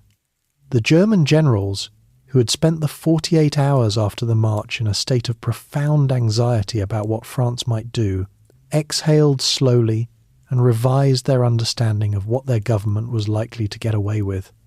Churchill said, in Parliament, that the moment to stop this kind of thing was when it could still be stopped cheaply. He was not wrong. Nobody particularly wanted to hear it. The autumn of 1936 brought a distraction from European affairs that damaged Churchill's political standing in ways that had nothing to do with Hitler. King Edward VIII had decided to marry Wallis Simpson, an American divorcee, and the government of Stanley Baldwin was determined to prevent it. The constitutional and moral dimensions of the crisis were real, but the public mood was also real, and it was running strongly against the king's position. Churchill, who had a romantic attachment to the idea of monarchy and a personal fondness for Edward, argued publicly for the king being given more time to find a solution. The House of Commons responded to one of his interventions with the kind of sustained hostile noise that physically prevents a speaker from continuing. He sat down. The king abdicated in December. Churchill had misread the public mood badly, and the episode reinforced, for those who were already sceptical, the narrative that his judgment could not be trusted on the issues that mattered most. He returned to the European question with redoubled attention. Germany had sent military support to Francisco Franco in Spain, where the civil war that had begun in the summer of 1936 was being used by German and Italian forces as a testing ground for the tactics and equipment they were developing for a larger conflict. The bombing of the Basque town of Guernica by the German Condor Legion in April of 1937 was widely reported and widely condemned, and it provided a vivid demonstration of what air power directed against civilian populations was capable of producing. Churchill had been arguing for years about the threat of German air strength. The photographs from Guernica gave his arguments a visual dimension that no parliamentary speech could quite supply. In March of 1938, Germany annexed Austria. The Anschluss was accomplished without military resistance, the Austrian government having concluded, correctly, that no outside help was coming. Hitler drove through Vienna to crowds that were genuinely enthusiastic rather than merely compliant, which was an important detail. This was not simply conquest, but the expression of a pan-German nationalism that had a real constituency. Churchill told the House of Commons that Europe was confronted with a programme of aggression, moving from month to month, and that the small nations were being swallowed one by one. He was describing a process that was unfolding in real time, and the response from the government benches was polite, somewhat weary, and entirely without urgency. The summer and autumn of 1938 produced the crisis over Czechoslovakia. The Sudetenland, the western portion of Czechoslovakia, home to a large German-speaking population, was the next object of Hitler's stated ambitions. Neville Chamberlain, who had become Prime Minister in 1937, flew to Germany 3 times in the space of a fortnight in late September, negotiating directly with Hitler over terms. He was 69 years old, had never flown before that September, and had a fundamental conviction that reasonable men could reach reasonable agreements if they sat down together and talked plainly. At Munich, on the 29th and 30th of September, Chamberlain, the French Prime Minister Édouard Daladier, Mussolini, and Hitler signed an agreement transferring the Sudetenland to Germany. The Czechoslovak government, whose territory was being transferred, was not present at the conference. They waited in a room nearby while the four powers concluded their arrangements and were then informed of the result. This was described, in the diplomatic language of the time, as a settlement. The Czechoslovak government understood it as something rather different, but their understanding was not relevant to the final document. Chamberlain returned to London and stepped off his aircraft at Heston Aerodrome, holding a piece of paper, the joint declaration he and Hitler had signed separately from the main agreement, committing both nations to resolving future disputes through consultation rather than conflict. He spoke to the crowd at the aerodrome and later from the window of 10 Downing Street about peace with honour and peace for our time. The crowds that greeted him were large and genuinely relieved. The newspapers were broadly supportive. The relief was real. And it is worth understanding why a generation that had lived through 1914 to 1918, that had buried its brothers and fathers and sons in the fields of France, did not want another war, and the man who appeared to have prevented one, however temporarily, was greeted with the emotion of people who had genuinely believed they were about to watch it begin again. Churchill waited until the Commons' debate on the Munich Agreement before responding. He spoke for a long time, carefully and methodically, working through the strategic situation in detail before arriving at his conclusion that what had been presented as a triumph of negotiation was in fact a total and unmitigated defeat, that Czechoslovakia had been abandoned, that the bill demanded at Versailles had been paid but that this would not be the last bill presented, and that the scale of the disaster was one that would unfold across years rather than weeks. Several Conservative members walked out during the speech. The response from the government side was hostile, but the speech was reported, read, and remembered. In March of 1939, Germany occupied the remainder of Czechoslovakia, the portion that Munich had left intact. The agreement was now worth exactly what the paper it had been printed on would fetch. Chamberlain, who had staked his understanding of events on the belief that Hitler's ambitions were bounded and that satisfying them would produce stability, was now required to acknowledge that this understanding had been wrong. The British government issued guarantees of military assistance to Poland, Romania, and Greece, commitments made in the aftermath of the realization that commitments made earlier had not worked. Churchill watched all of this from the backbenches, writing, speaking, receiving visitors at Chartwell who brought him information from inside the government and from contacts on the continent. He had been right about Germany's intentions with a consistency that was no longer possible to dispute, even by those who found him personally irritating. His stock was rising. He was not yet being called back, not yet, but the angle of the trajectory had changed. On the 23rd of August, 1939, Nazi Germany and the Soviet Union announced a non-aggression pact, an agreement between two governments whose ideologies were, in principle, incompatible, but whose strategic interests had, for the moment, converged. It divided Eastern Europe into spheres of influence and cleared the way for what was coming.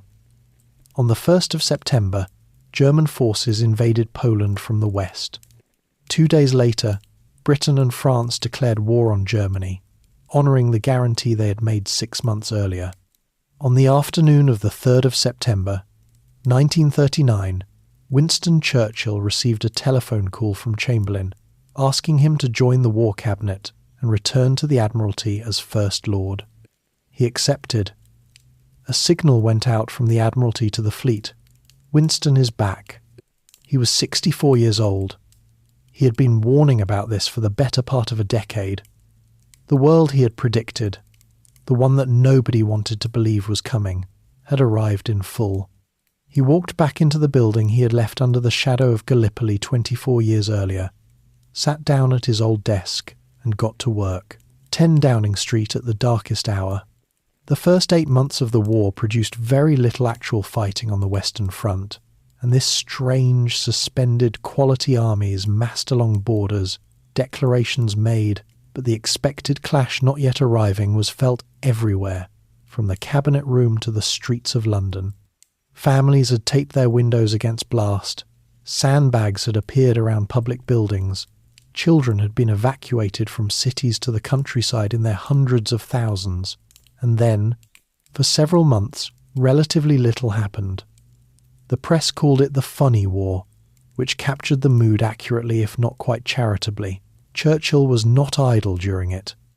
At the Admiralty, the naval war was entirely real. German submarines were already attacking British merchant shipping in the Atlantic, and the losses in the first months were severe. He pushed the anti-submarine campaign, argued for the adoption of convoy systems, and involved himself in naval operations with the same comprehensive personal engagement that had characterized his first time in the building a quarter-century earlier.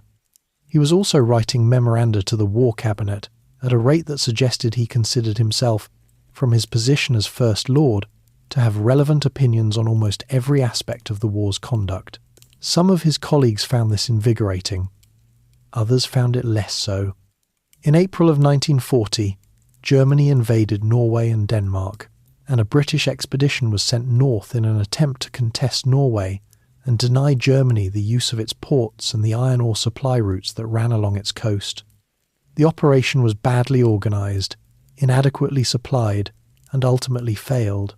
It was, in some respects, a campaign that bore the fingerprints of Churchill's enthusiasm he had pushed hard for action in Scandinavian waters. But when Parliament debated the Norwegian failure in early May, the fury landed primarily on Chamberlain's government rather than on Churchill personally, partly because Churchill defended the operation with such vigorous confidence that he appeared less responsible for its failure than those who had supervised it more cautiously. The debate on the 7th and 8th of May, 1940, was one of the most significant parliamentary moments of the century. Senior Conservative figures, men who had supported Chamberlain for years, stood up and told him, in terms that became increasingly direct as the hours progressed, that his government had lost the confidence of the country. Leo Amory quoted Oliver Cromwell's dismissal of the Long Parliament from 3 centuries earlier. "In the name of God, go." Chamberlain survived the vote, but his majority fell to 81, the kind of number that told him everything he needed to know about his position. He attempted to form a national coalition government and approached the Labour Party, who said they would serve under a different Conservative leader but not under him. That left 2 candidates, Winston Churchill and Lord Halifax, the Foreign Secretary. Halifax was the preference of most of the Conservative establishment, of the King, and of a significant portion of the Cabinet. He was calm, dignified, experienced in diplomacy, and considered by those who supported him to be a safer pair of hands than the unpredictable and turbulent Churchill. The conversation that resolved the question happened on the 9th of May, in Chamberlain's office with Chamberlain, Halifax and Churchill present. Halifax pointed out that as a peer, sitting in the House of Lords, he would be unable to manage the war from the Commons where the real political pressure would concentrate. He removed himself from consideration. Whether this was genuine constitutional scruple, a realistic assessment of his own limitations as a wartime leader, or something more complicated, historians have continued to debate with considerable energy and not much resolution. The practical outcome was straightforward. If Halifax would not serve, Churchill would. On the morning of the 10th of May, 1940, Germany invaded France, Belgium, the Netherlands, and Luxembourg simultaneously. The waiting was over. The phony war ended in a single morning with one of the most devastating military offensives in European history. That same evening, Churchill was summoned to Buckingham Palace and appointed Prime Minister by King George VI, who had reservations about him that he was too well bred to express directly, but made no serious attempt to conceal. Churchill drove back to the Admiralty, and by his own later account, felt beneath the weight of the responsibility something close to relief. He had waited for this his entire life. Everything, the campaigns, the books, the speeches, the defeats, the wilderness years, the years of warning, had been, in some sense, preparation for a moment that required precisely the combination of qualities he possessed, and that most governments, in most times, would have found deeply inconvenient. History had finally arranged itself to need him. On the 13th of May, he addressed the House of Commons as Prime Minister for the first time.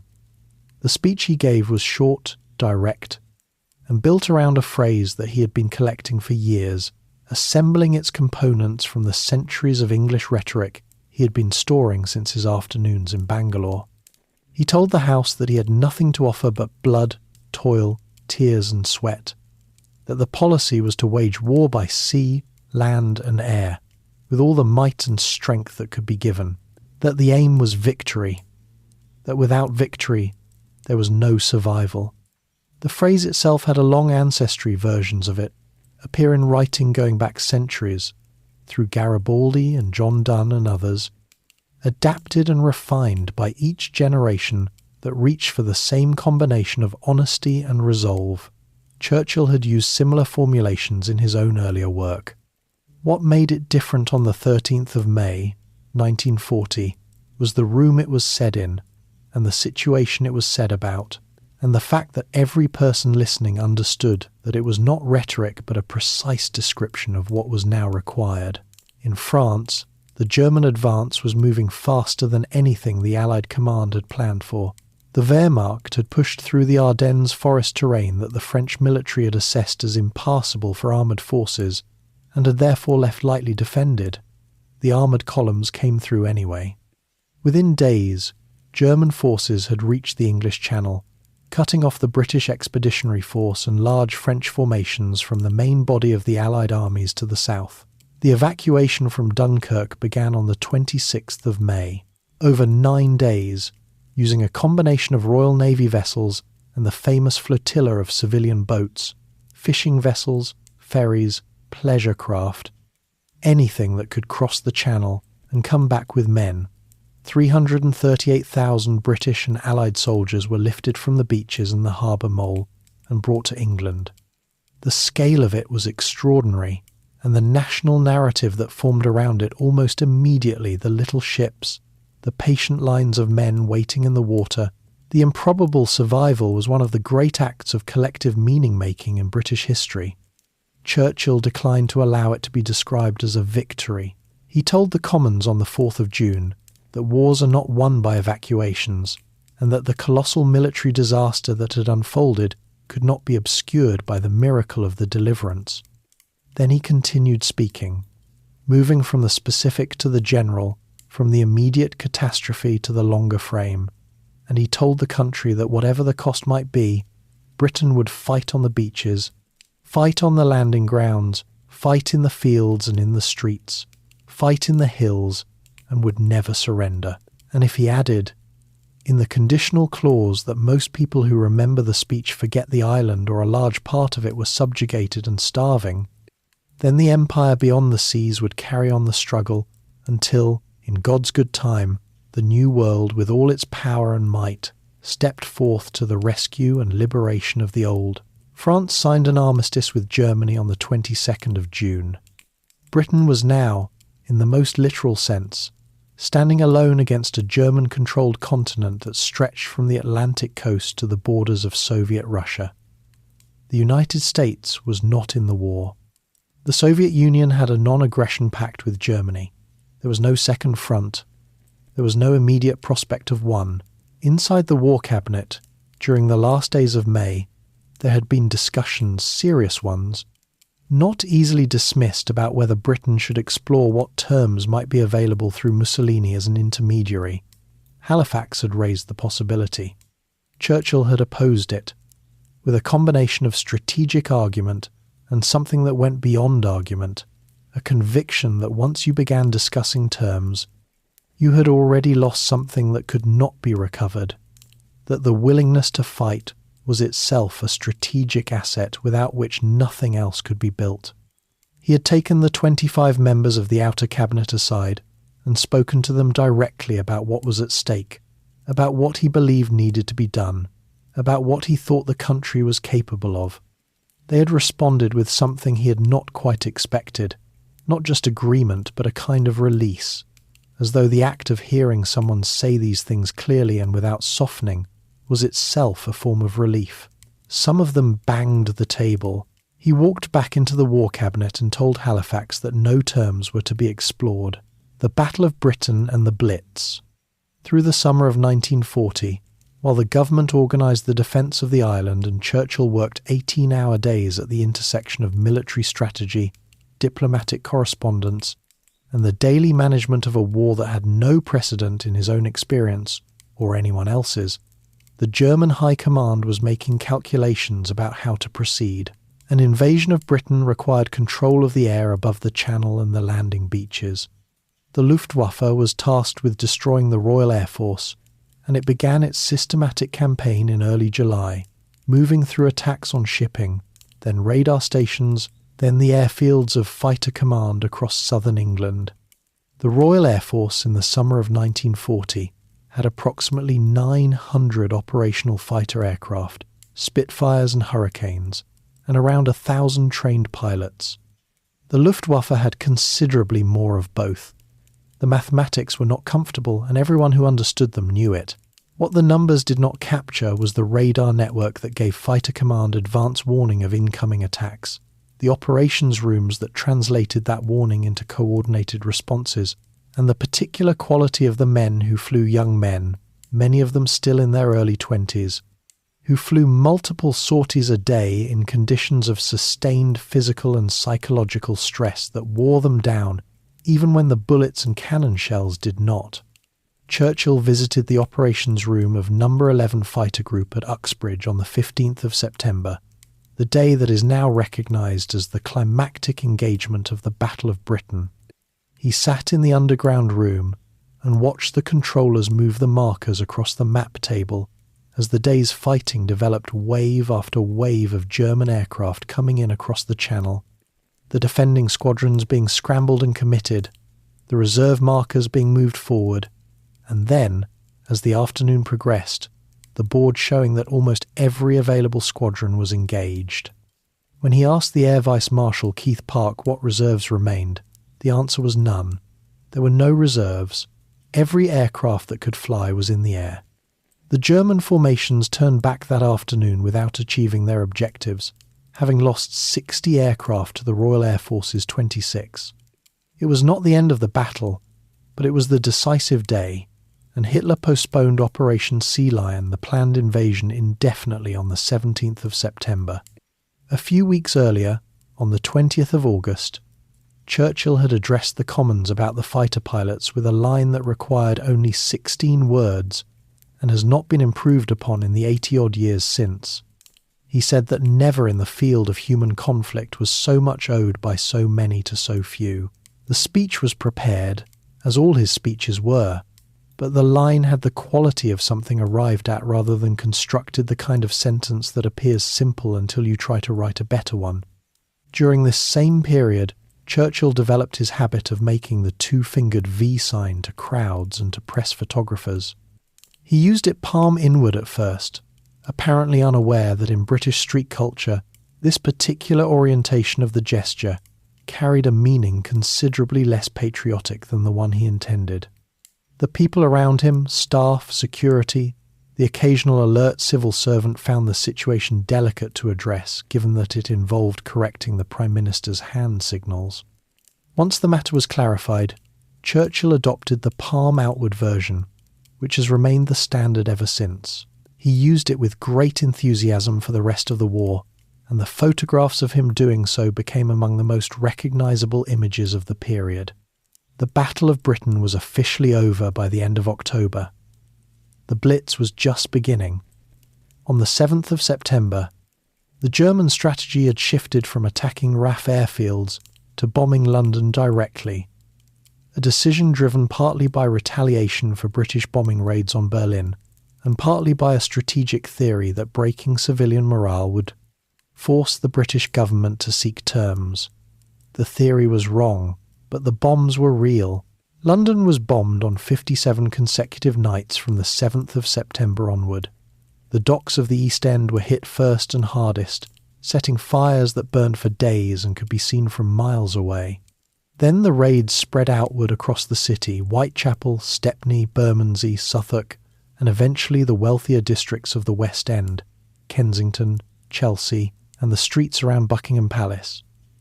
The palace was hit 9 times during the Blitz, which Queen Elizabeth later said made her feel she could look the East End in the face, a remark that was not merely diplomatic, but captured something real about how shared danger was functioning in the city's psychology.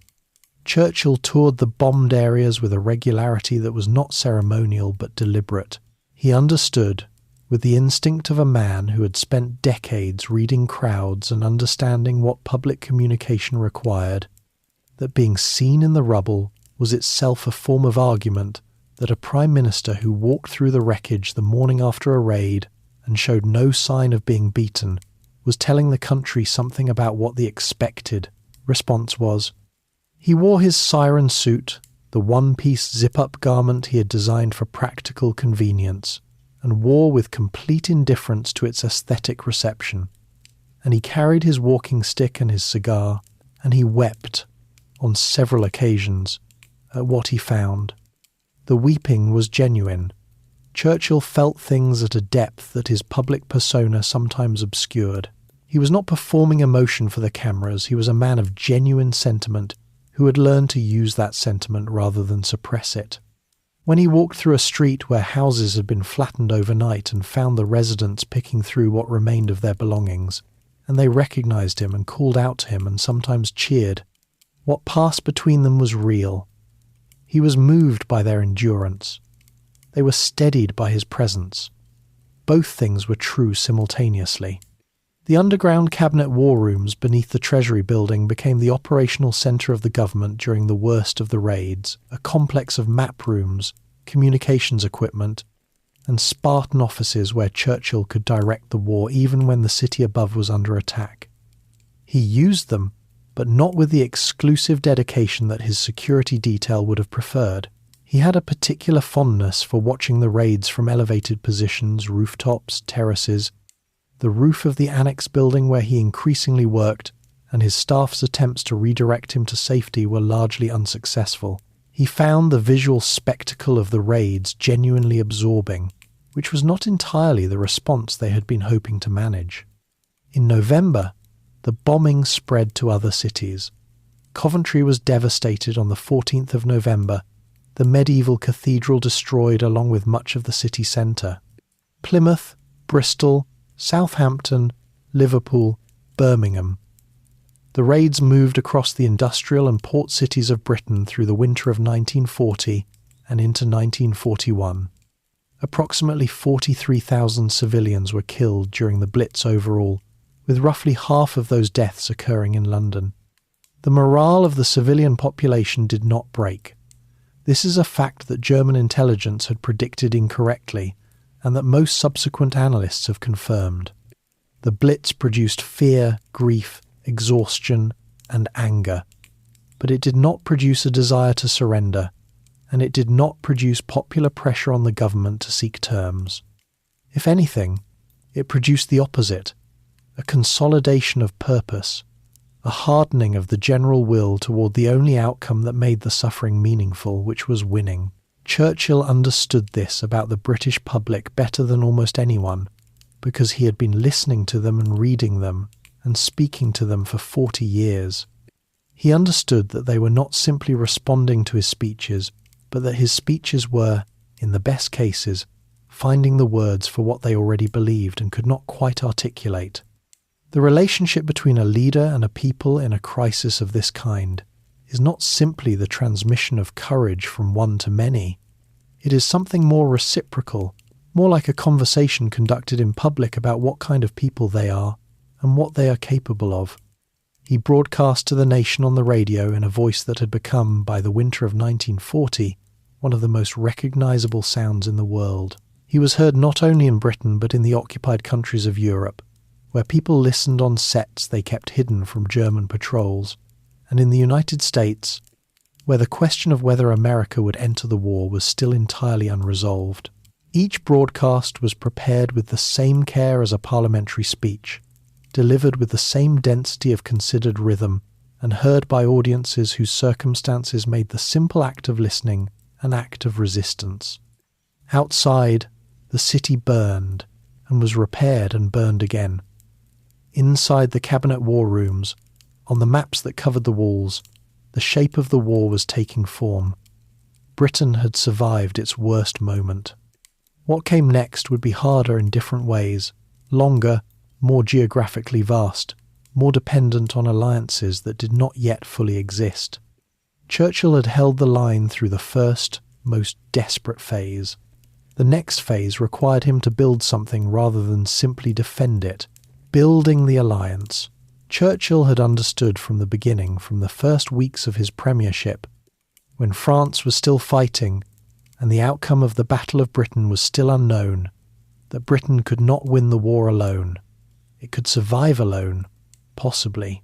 It could hold on, resist, make the occupation of the island too costly to attempt. But defeating Germany, actually destroying the military capacity that had rolled across Western Europe in 6 weeks, required resources that Britain did not possess and could not generate by itself. It required the United States, and Churchill set about obtaining that help with the same systematic energy he brought to every problem that mattered.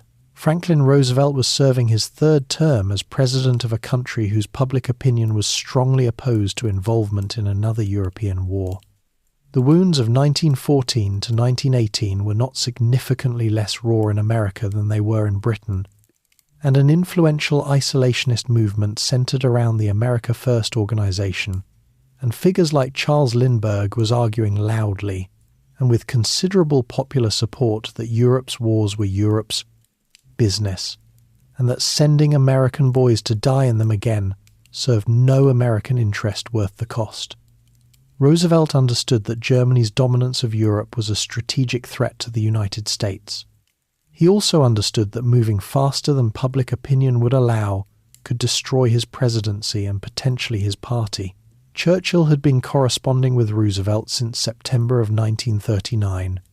When Roosevelt had written to him then, First Lord of the Admiralty, suggesting a private channel of communication outside normal diplomatic protocol, Churchill had responded with enthusiasm and maintained the correspondence through his first months as Prime Minister, writing with a frankness and an intimacy that was partly genuine and partly very deliberately cultivated.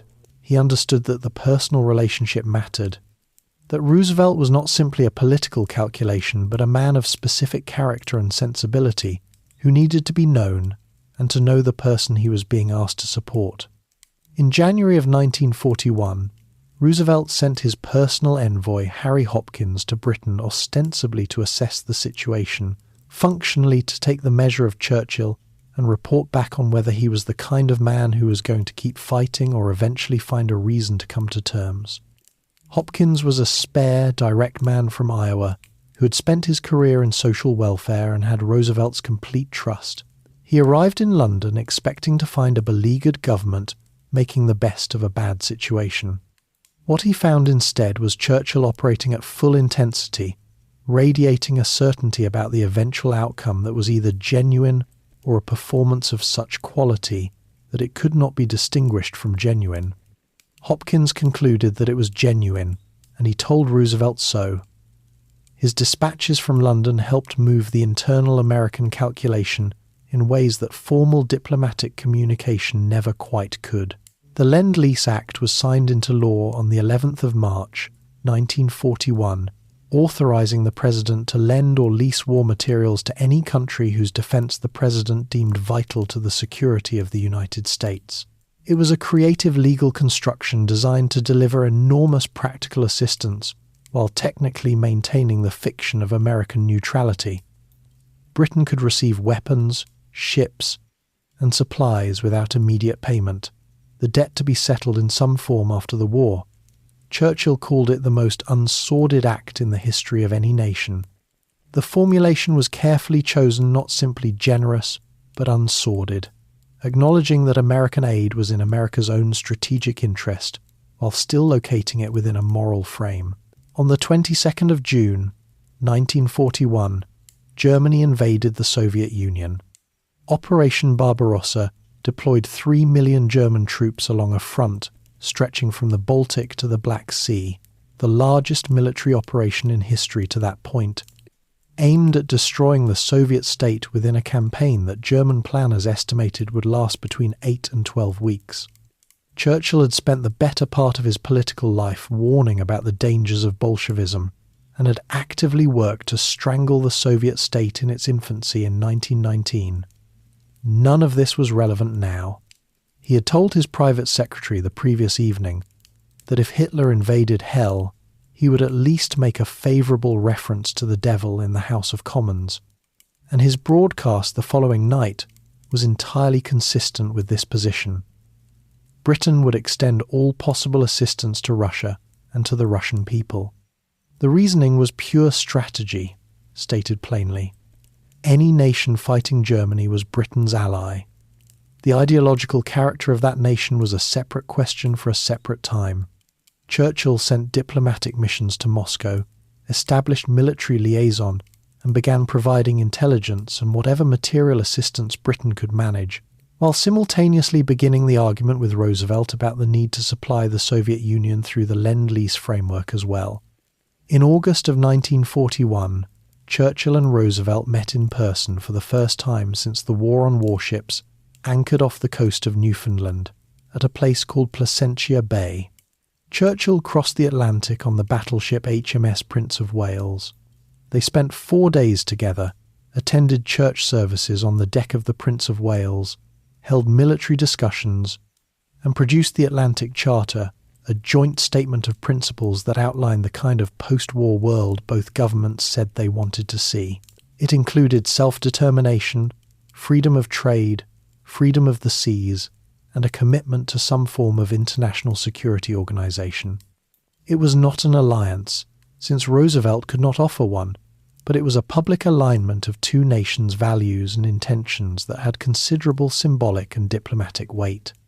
Churchill returned to Britain with Roosevelt's private assurances that American involvement was a matter of when rather than whether. He did not know when. The when arrived on the 7th of December, 1941, at a naval base in Hawaii called Pearl Harbor, where Japanese aircraft attacked the American Pacific Fleet in the early morning, sinking 4 battleships, damaging 4 more, and killing 2,403 American servicemen and women. The United States declared war on Japan on the 8th of December. On the 11th of December, Germany and Italy declared war on the United States. Churchill, who received the news of Pearl Harbor during the evening of the 7th, later wrote that he went to bed and slept the sleep of the saved and the thankful. The phrase captures something real, not pleasure at the deaths of American sailors, but the overwhelming relief of a man who had spent 18 months watching the most powerful industrial nation in the world stand at the edge of the conflict without stepping in, who had argued and charmed and written and pleaded for American involvement, and who now understood that the ultimate outcome of the war was no longer in genuine doubt. He was in Washington within 2 weeks, arriving on the 22nd of December for a conference that established the fundamental strategic architecture of what Churchill called the Grand Alliance.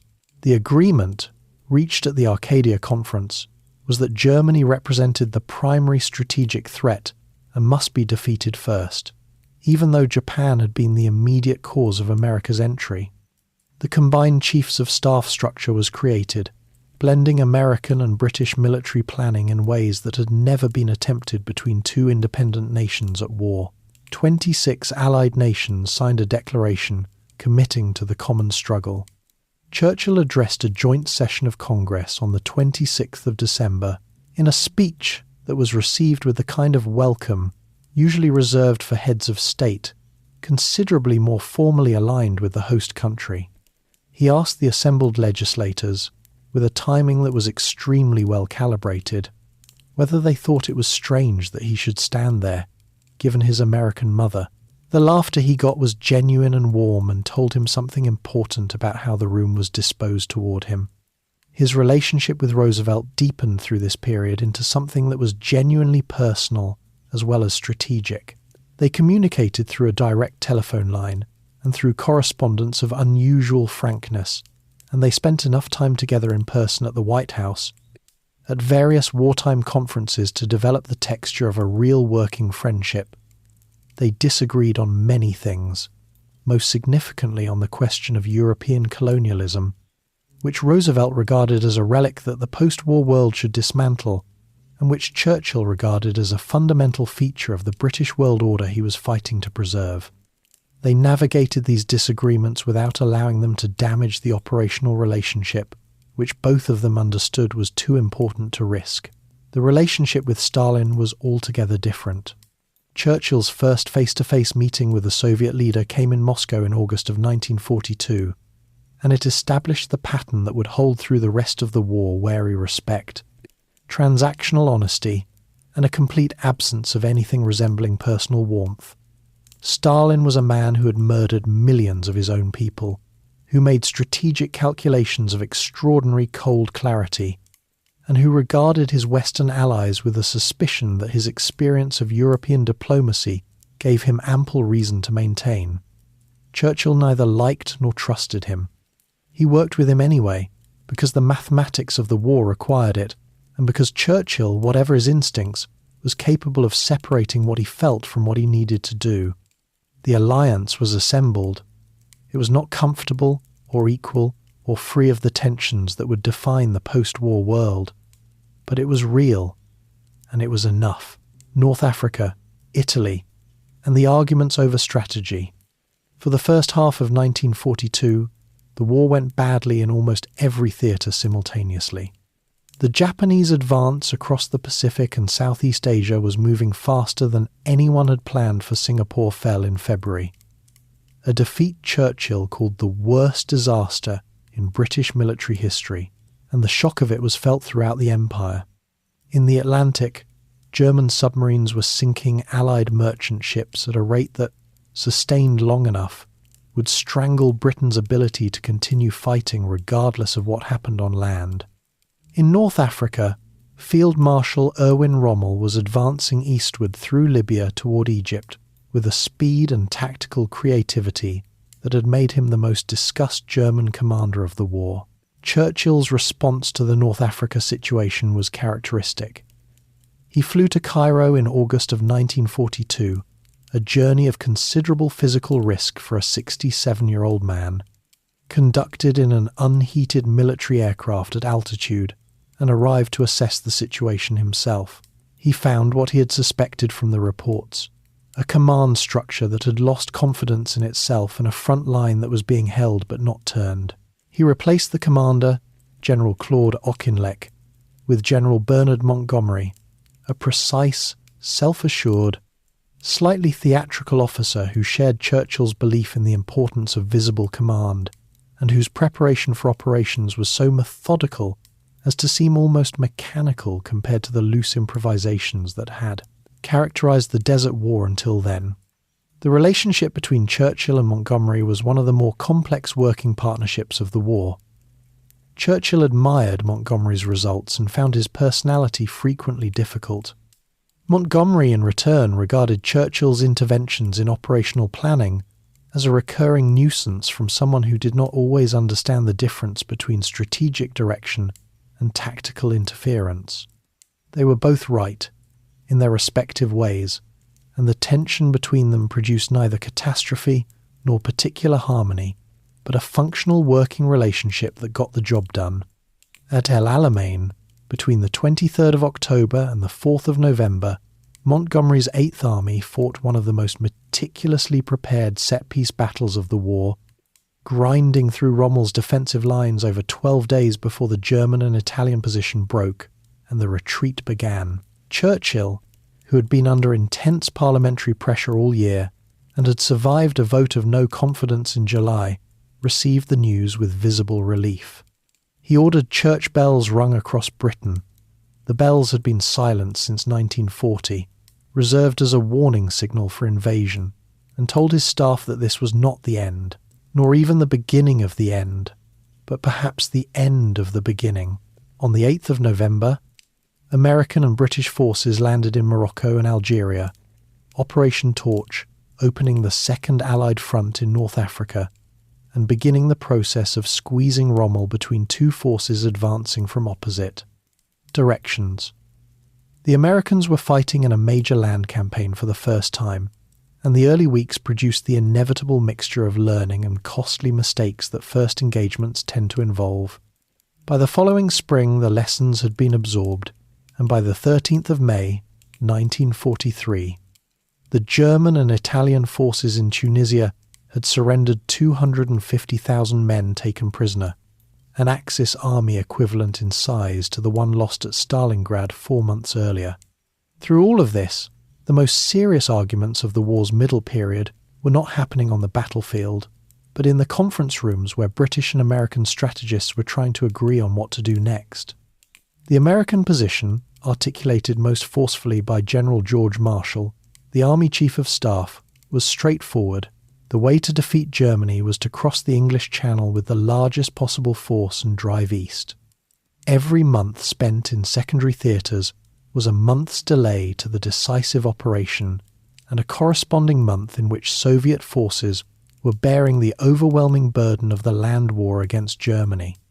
The arithmetic of Soviet casualties in 1942 was appalling. The numbers ran into millions, and there was a moral as well as a strategic argument for opening a front that would draw German forces westward. Churchill's position was more complicated and has been debated ever since. He was not, as is sometimes characterized, simply afraid of a cross-channel invasion. He accepted that it would have to happen eventually, and that when it happened it needed to succeed.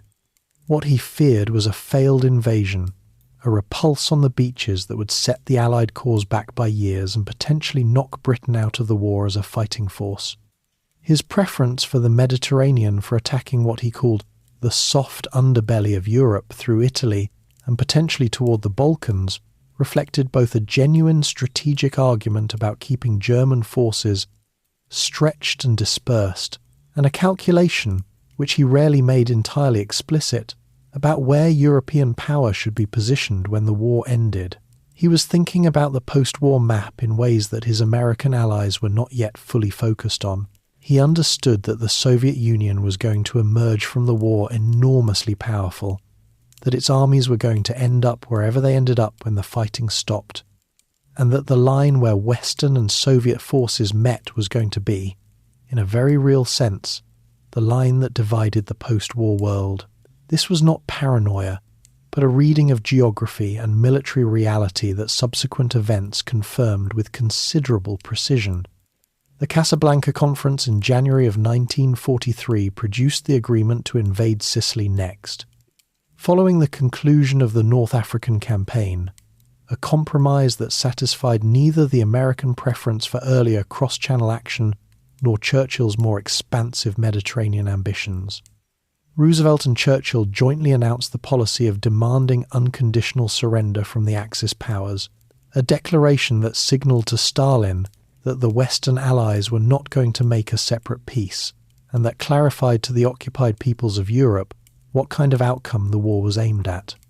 The Sicily campaign launched in July and proceeded efficiently, leading to Mussolini's removal from power by the Italian government on the 25th of July and Italy's armistice in September. The subsequent Italian campaign, however, moved considerably more slowly than the optimistic planning had suggested. The Italian peninsula's geography, mountain ranges running perpendicular to the line of advance, rivers crossing every valley. Winter weather closing in made it one of the most grinding and attritional theatres of the war, and the German forces defending it demonstrated a talent for using difficult terrain that kept the Allied advance moving at a pace measured in miles per month rather than miles per day. Churchill spent an extraordinary amount of this period working from his bed. He had established the habit during his early political career and refined it through the war years into something approaching an operational system. He would work from 8 in the morning without leaving his bedroom, reading reports, dictating minutes, receiving visitors, and conducting telephone conversations, all while in his pyjamas and dressing gown, surrounded by papers, maps, red dispatch boxes, and a substantial cigar.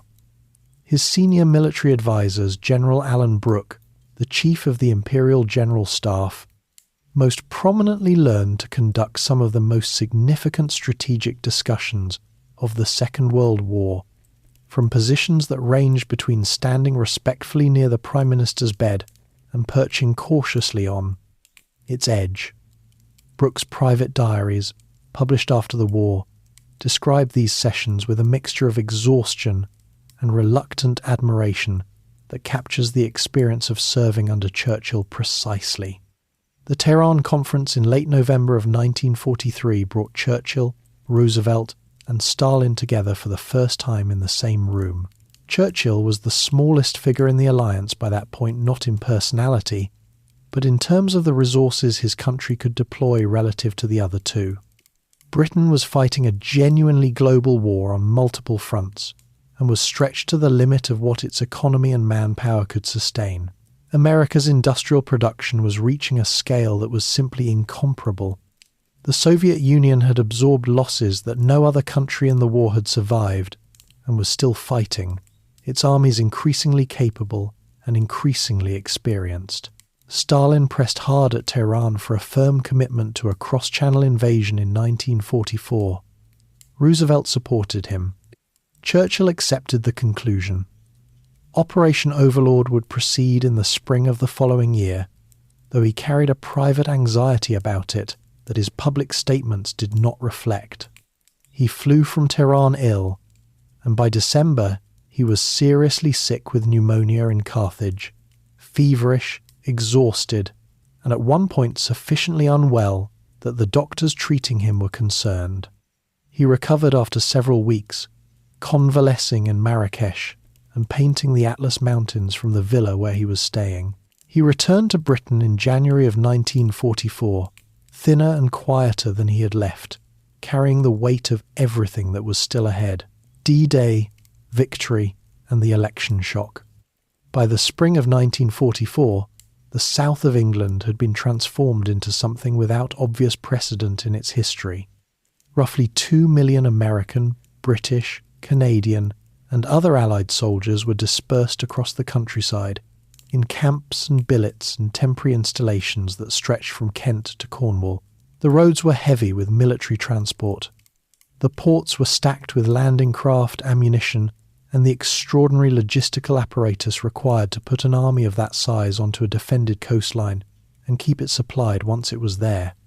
The planning had consumed years of staff work, involved deceptions of industrial complexity designed to mislead the German command about where the blow would fall, and rested finally on the weather, on finding a window of conditions in the English Channel that would allow the crossing to happen at all. Churchill carried a private weight through these months that his public demeanour did not entirely reveal. His anxiety about the cross-channel invasion had not diminished. He had seen what happened at Gallipoli when an amphibious operation met unexpected resistance, and the scale of what was planned for Normandy made Gallipoli look small. He said, in private, that he saw the beaches running with the blood of the young men he had sent there. He had approved the operation. He believed it was necessary. He could not prevent himself from imagining what failure would mean. He attempted to observe the landings from a ship.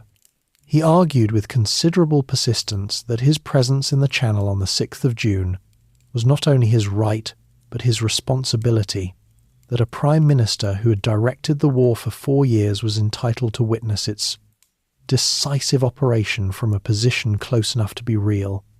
His military staff opposed it. King George VI intervened with the information that if Churchill was going, he would go too, as he saw no reason why the Prime Minister should be exposed to risks that the King should not share. This argument was effective in the way that very few arguments with Churchill were effective. It removed the option entirely, since no one was going to permit the King to cross the Channel on D-Day morning, and Churchill could not in good conscience go if he had just been used to keep the King back. He watched the reports come in from Downing Street on the 6th of June, 1944. The landings had found footing on all 5 beaches.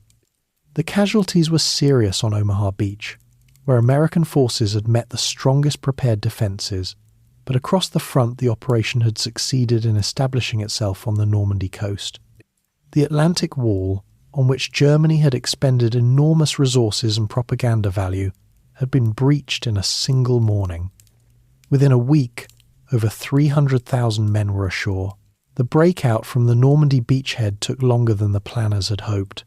German resistance in the hedgerow country, the bocage, a landscape of dense small fields separated by ancient earthen banks that channeled infantry movement and negated Allied armour advantages, was tenacious and costly through June and July.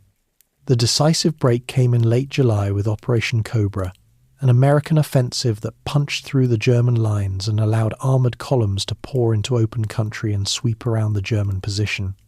The German army in Normandy effectively collapsed in August, the bulk of its forces trapped in the Falaise pocket and destroyed.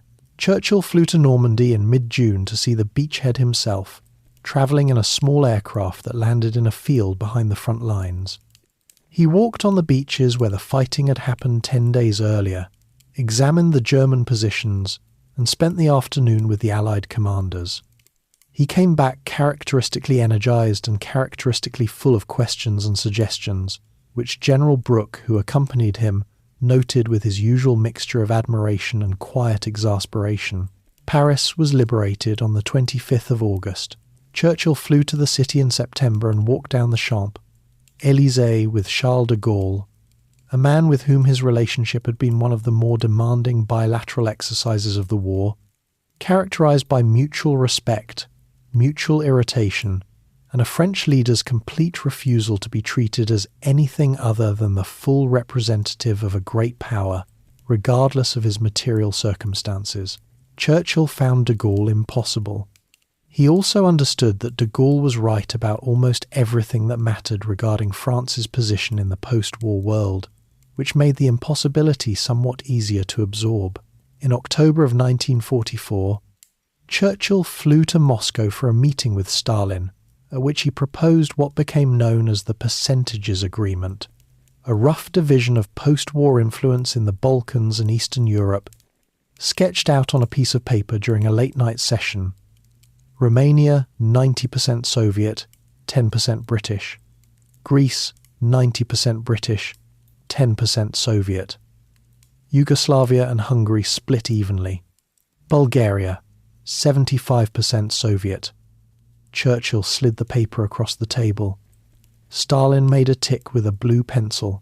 Churchill later expressed ambivalence about the document, whether it was wise, whether it was moral, whether it reflected the kind of post-war world he wanted, but in December of 1944 he visited Athens personally and intervened directly in the Greek civil conflict, supporting the royalist government against communist forces in a way that was consistent with the percentage he had agreed in Moscow and deeply controversial at home and in the American press.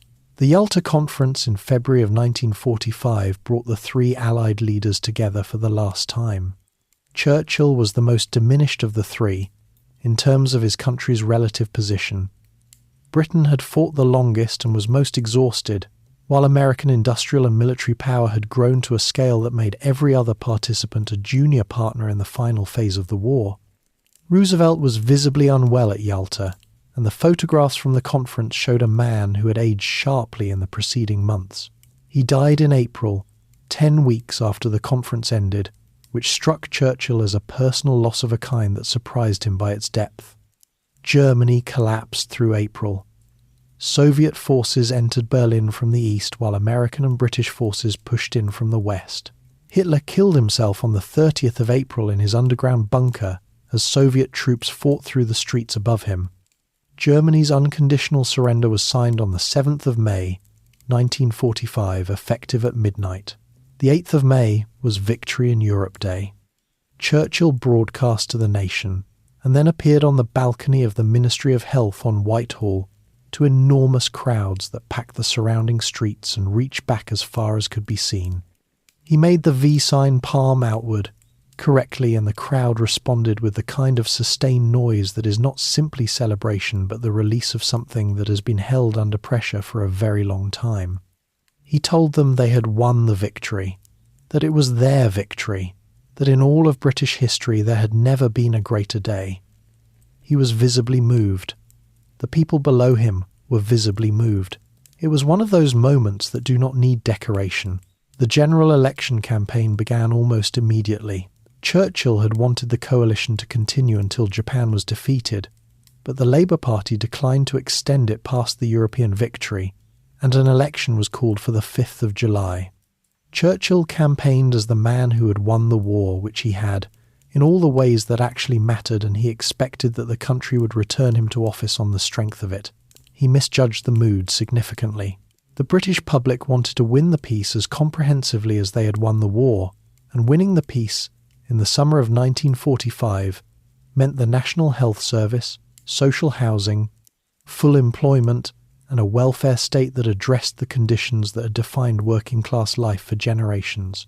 These were Labour promises, and they were promises that spoke to what people had been enduring not just through 6 years of war, but through the Depression years before it, through the poverty and the insecurity, and the sense that the structure of British society required not just repair but fundamental change. Churchill's campaign made matters worse for himself. He suggested in a radio broadcast that a Labour government would need some form of Gestapo to implement its policies, a comparison so disconnected from the reality of the Labour Party and from the nature of the people who were going to vote for it, that it undermined his credibility on domestic affairs more effectively than his opponents could have managed themselves. His advisers had warned him against the broadcast. He had delivered it anyway. The results were declared on the 26th of July, after a 3-week delay to allow the military votes to be counted. Labour won 393 seats. The Conservatives won 213. It was one of the largest electoral majorities in the history of the House of Commons. Clement Attlee, the quiet, understated Labour leader whom Churchill had famously described as a modest man with much to be modest about, became Prime Minister. Churchill was at lunch when the results made his position clear. He returned to Downing Street, met briefly with his staff, and went to Buckingham Palace to tender his resignation. He was driven back to his house. The war he had guided for 5 years was won. The office he had occupied through it was gone. He was 70 years old, and had, for the first time since 1940, nothing in particular that he was required to do. Iron Curtain, Nobel Prize, and the return. Clementine, who had watched her husband drive himself to the edge of his physical limits for 5 years, and who understood exhaustion in ways that he himself sometimes did not, reportedly told him that the election defeat might be a blessing in disguise. Churchill told her that the disguise was very effective. He was not wrong about that. The defeat was sharp and real, and however clearly he could see the political logic behind it, being removed from office at the moment of victory was not a thing he found easy to absorb. He went to the French Riviera to paint. He spent time at Chartwell, walking the grounds, tending to the fish pond he had built before the war, and beginning the long process of settling into a different kind of existence. He was not idle. Churchill without work was not a condition that lasted long in any circumstances, but the particular driven urgency of the war years receded, replaced by something slower and more reflective. The world he had helped create through 6 years of fighting was already arranging itself in ways that confirmed his deepest anxieties. The Soviet Union was consolidating control over the Eastern European countries. Its armies had liberated or occupied, depending on which frame you applied, and the governments that emerged in Poland, Romania, Bulgaria, Hungary, and Czechoslovakia were governments that took their direction from Moscow. The line between the Soviet sphere and the Western one was hardening into something permanent. On the 5th of March, 1946, Churchill travelled to Fulton, Missouri, accompanied by President Harry Truman, who had taken office after Roosevelt's death, and delivered a speech at Westminster College that defined the landscape of the Cold War for the next 4 decades. He told his audience that from Stettin in the Baltic to Trieste in the Adriatic, an iron curtain had descended across the continent. Behind that line lay all the capitals of the ancient states of Central and Eastern Europe: Warsaw, Berlin, Prague, Vienna, Budapest, Belgrade, Bucharest, and Sofia, and all were subject to Soviet influence in a form that was incompatible with the freedoms for which the war had been fought. The speech was not universally well received. In Britain and America, there were those who felt it was unnecessarily provocative, that the Soviet Union deserved more credit as a wartime ally, that Churchill was manufacturing a new conflict before the old one had been properly concluded. In Moscow, Stalin described it as a call to war. Churchill's position was that he was simply describing what was already happening, and that the alternative to describing it clearly was allowing it to proceed without acknowledgement, which would make it worse rather than better.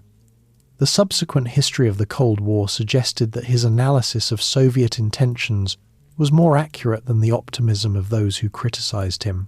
6 months later, in Zurich, he gave another speech, arguing for the creation of a United States of Europe, a vision of European unity that would make another continental war structurally impossible by binding the nations of Europe into common institutions.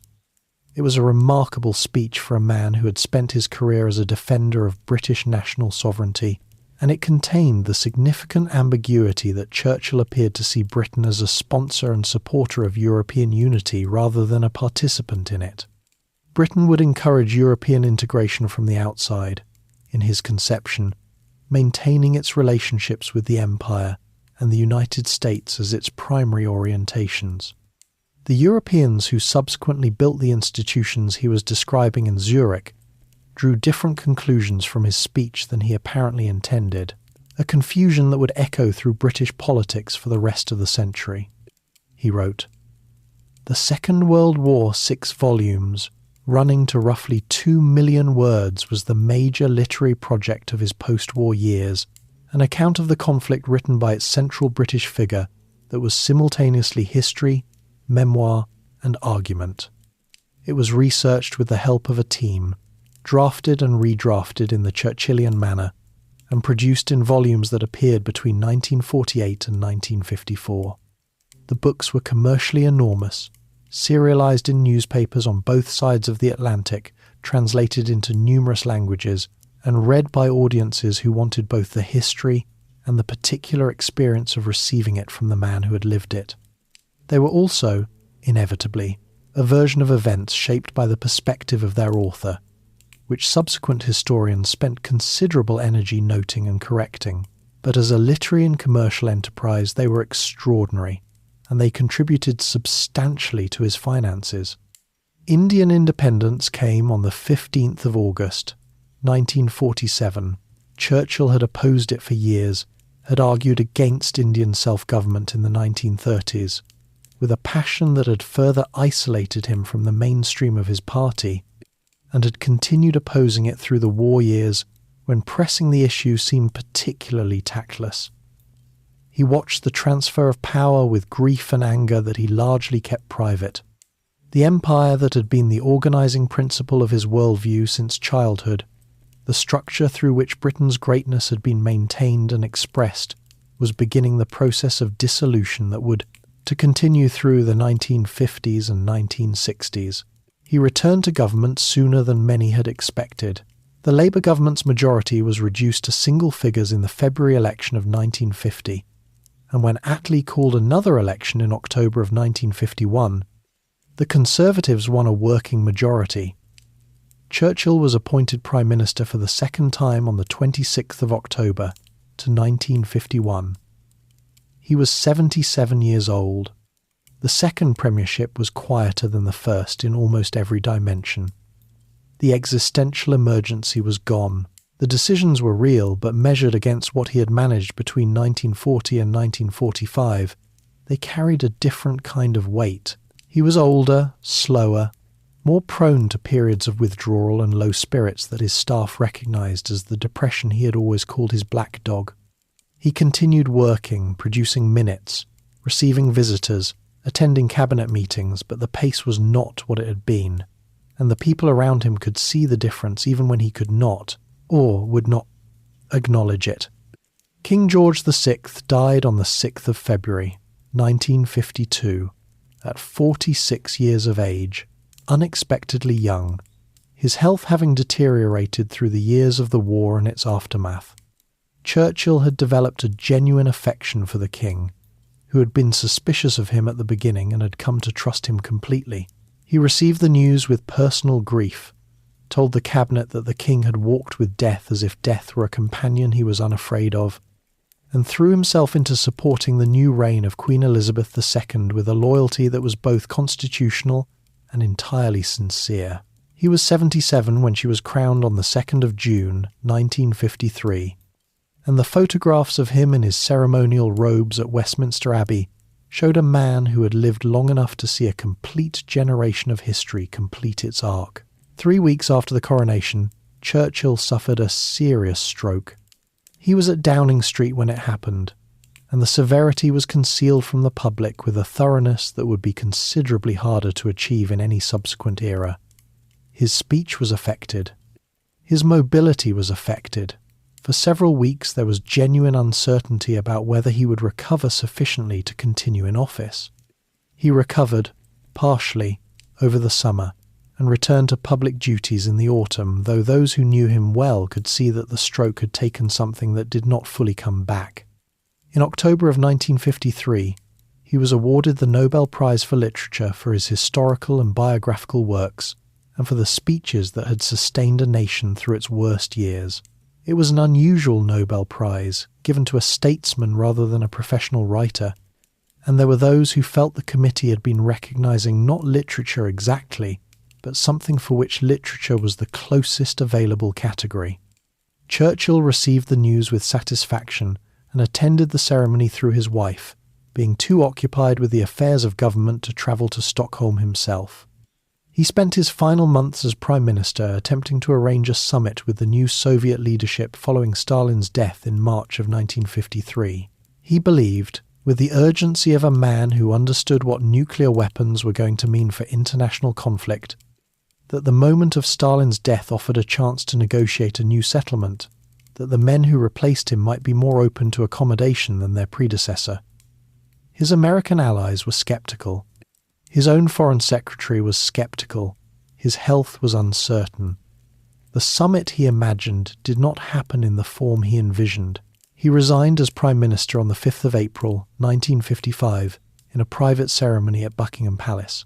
Anthony Eden, who had been waiting for the position for years with a patience that had occasionally cracked under the strain, succeeded him. Churchill returned to Chartwell, and then to the house in Hyde Park Gate in London, where he spent most of his final years, and the long process of withdrawal from public life began, the long farewell and the measure of a life. The years after Downing Street moved differently. There was no emergency to organise around, no speech that needed to be ready by morning, no map room to visit at midnight. Churchill settled into a rhythm that was slower and more personal than anything he had lived since before the First War. And the adjustment was not always easy for a man whose entire identity had been organised around action and consequence, and the feeling that what he did today would matter to what happened tomorrow. He kept his seat in Parliament as the member for Woodford in Essex, though he attended less frequently and spoke rarely. He appeared in the chamber mostly for significant occasions, budget debates, major foreign policy statements, and the House received him, each time with a respect that had moved beyond political calculation into something more like reverence. He sat in his old seat, listened, and occasionally caught the eye of members who had been children during the war, and who looked at him with the particular expression of people in the presence of history they had previously only read about. Chartwell remained his emotional home, the house in the Kent countryside where he had built walls and stocked fish ponds, and planted kitchen gardens, and painted the garden views in the flat late afternoon light that suited the landscape well. He spent long mornings in his studio, working on canvases that were more careful and less urgent than the paintings of earlier decades, and he walked the grounds with the slightly uncertain gait of a man whose body had accumulated decades of service, but whose capacity for observation had not diminished. He had kept racehorses through the early part of his post-war years, a pleasure that combined his love of animals, his competitive instincts, and his lifelong difficulty with financial prudence into a single expensive hobby, and their occasional successes gave him genuine, uncomplicated satisfaction of a kind that politics, with its endless complications, rarely managed to deliver so cleanly. He travelled on Aristotle Onassis's yacht, the Christina, with a regularity through the late 1950s and early 1960s that provided his staff with a reliable way of knowing where he was, and his biographers with a reliable symbol of the life he was now living. Mediterranean cruises, warm sun, good food, the company of people who found his presence an honour rather than a responsibility. Onassis, the Greek shipping magnate who had built one of the largest private fortunes in the world, was a man who understood the value of proximity to greatness and who provided Churchill with comfort and attention that were both genuine and thoroughly well organised. The writing continued, though at a slower pace than before. A History of the English-Speaking Peoples, 4 volumes covering the story of Britain and its offshoots from the early periods to 1901, had been largely drafted before the war, interrupted by it, and published between 1956 and 1958. It was a history written with Churchill's characteristic combination of narrative energy and unapologetic perspective, less a work of academic historiography than a long argument about the particular qualities of the civilization he had spent his life defending. It sold well. Everything he wrote sold well, which was fortunate, since the expenses of the life he lived remained substantial. His mind moved in and out of sharpness through these final years. There were days when he was fully himself, curious, witty, engaged, reaching for the precise word and finding it. And there were days when the conversation was slower, and the silences longer, and the thread of an idea was picked up, and then not quite completed. The people who visited him and cared about him learned to take the good days for what they were without marking the others too explicitly. Clementine remained at the centre of his daily life, managing the household, managing the visitors, managing the balance between what he needed and what he could manage, with the same combination of intelligence and quiet determination that had characterised their 57 years of marriage. He made his final appearance in the House of Commons on the 28th of July, 1964. He walked in, sat for a few minutes, and walked out. Several members watched him go. The Parliament he had first entered in 1900, when Queen Victoria was still on the throne and the British Empire covered a quarter of the earth, was still recognisably the same institution, the same benches, the same procedural language, the same rituals that had been accumulated over centuries. Almost everything outside it had changed beyond recognition. On the 30th of November, 1964, he turned 90. There was a small gathering at Hyde Park Gate, family and close friends, photographs taken of him at the window looking out at the street, where a crowd had assembled to mark the day. He raised a hand. The crowd responded. It was a brief appearance, but it was enough. A few weeks later, in the early days of January 1965, he suffered a severe stroke at Hyde Park Gate. He did not recover. He lay in the bedroom of the house for the better part of 2 weeks, his family gathering and then waiting in the particular suspended quality of those final days when the outcome is understood, but the moment has not yet arrived. Winston Churchill died on the 24th of January, 1965, the same date on which his father, Lord Randolph, had died 70 years earlier.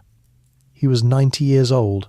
The state funeral was held on the 30th of January at St. Paul's Cathedral in London. The planning had been in preparation for years. The operation was called Hope Not, and it had been updated periodically as the actuarial situation developed. The scale of what was organised was extraordinary. 112 countries sent representatives. Heads of state and government attended from across the world. The streets of London were lined with enormous crowds, people who had lived through the war, people who had been born after it, people who had crossed the Channel or the Atlantic specifically to be present for the occasion. The coffin was carried on a gun carriage through streets that were lined with sailors, soldiers and airmen from the armed services, whose modernisation Churchill had supervised across 4 decades. The Thames cranes dipped as the barge carrying him passed an unrehearsed gesture by the crane operators that has since become one of the enduring images of the day. The coffin was then taken by train from Waterloo Station to the village of Blenheim in Oxfordshire, where he was buried in the churchyard of St Martin's Church. Within sight of the towers of Blenheim Palace, where he had been born 90 years before, the circle closed quietly, in a country churchyard, with the winter fields of Oxfordshire lying still around it. The measure of his life resists simple summary, which is itself a kind of answer. He was a man of genuine greatness in the specific circumstances that required what he had, and a man of genuine limitation in the many situations where what he had was the wrong instrument. He was right about Hitler when nearly everyone in power was wrong. He was wrong about India, and his opposition to Indian independence was not merely a political miscalculation, but a moral failure whose consequences fell on millions of people whose interests he could not adequately see past his own framework to represent. He was the architect of Gallipoli and the architect of the victory over Hitler, and both of those things are true simultaneously, which is one reason he remains a figure that generates more argument than almost anyone else in British history. His speeches were the most significant body of political oratory in the English language of the 20th century. Not because of their technique, though the technique was extraordinary, but because they were delivered in circumstances where words were required to do something that very few words in history have been asked to do, to substitute, temporarily, for material advantage, to assert the reality of a future that had not yet arrived, and that nothing in the present moment guaranteed would arrive, to tell people, against the evidence of immediate experience, that they were equal to what was being asked of them, the fact that the words were true, and the people were equal to it, and the future did arrive, all of that came after. The words came first, in the dark, before any of it was certain. He had been a soldier, a journalist, a politician, a historian, an artist, a bricklayer, and a prime minister. He had been shot at in 5 countries. He had fallen off a bridge in India, been captured in South Africa, been hit by a car in New York, and suffered strokes, heart episodes, and pneumonia across the final decades of a life that had been conducted with a consistent indifference to the normal requirements of physical self-preservation. He had drunk extraordinary quantities of champagne, Scotch whisky, and brandy over a period of approximately 70 years, and had attributed his survival to the fact that he had never allowed sport to interfere with his leisure. What remained, after all the argument about his record was finished, was the simpler thing that at the moment when the civilization he had been born into was genuinely threatened with destruction, he had stood up and refused to accept it, and had found the words to make that refusal into something that other people could hold on to when they had nothing else. That is not a small thing. It is, in the end, the thing for which all the rest of the life was preparation. He rests at Blenheim, in the Oxfordshire countryside, in a simple grave that carries his name, his dates, and nothing else. The palace his ancestor built is visible from the churchyard wall. The country he spent his life defending is still there, still recognisable, still arguing about him. And that, for tonight, is where we leave him at the end of a life that bent the shape of the 20th century and left a quieter world in its wake. History does not always give you the leader you deserve. Sometimes, if conditions align in a particular way, it gives you the leader the moment requires. Winston Churchill was that man, in that moment, and the rest is the world we live in. If you are still awake, and honestly, no judgment, if you are there, is another story waiting for you on the screen right now. Just let it carry you a little further. And if tonight's story was one you enjoyed, a like or a subscribe would mean a great deal, or simply leave a thought in the comments below. It is always good to know who is out there in the quiet. For now, let your body settle, let your shoulders drop, let the weight of the day go, close your eyes, good night,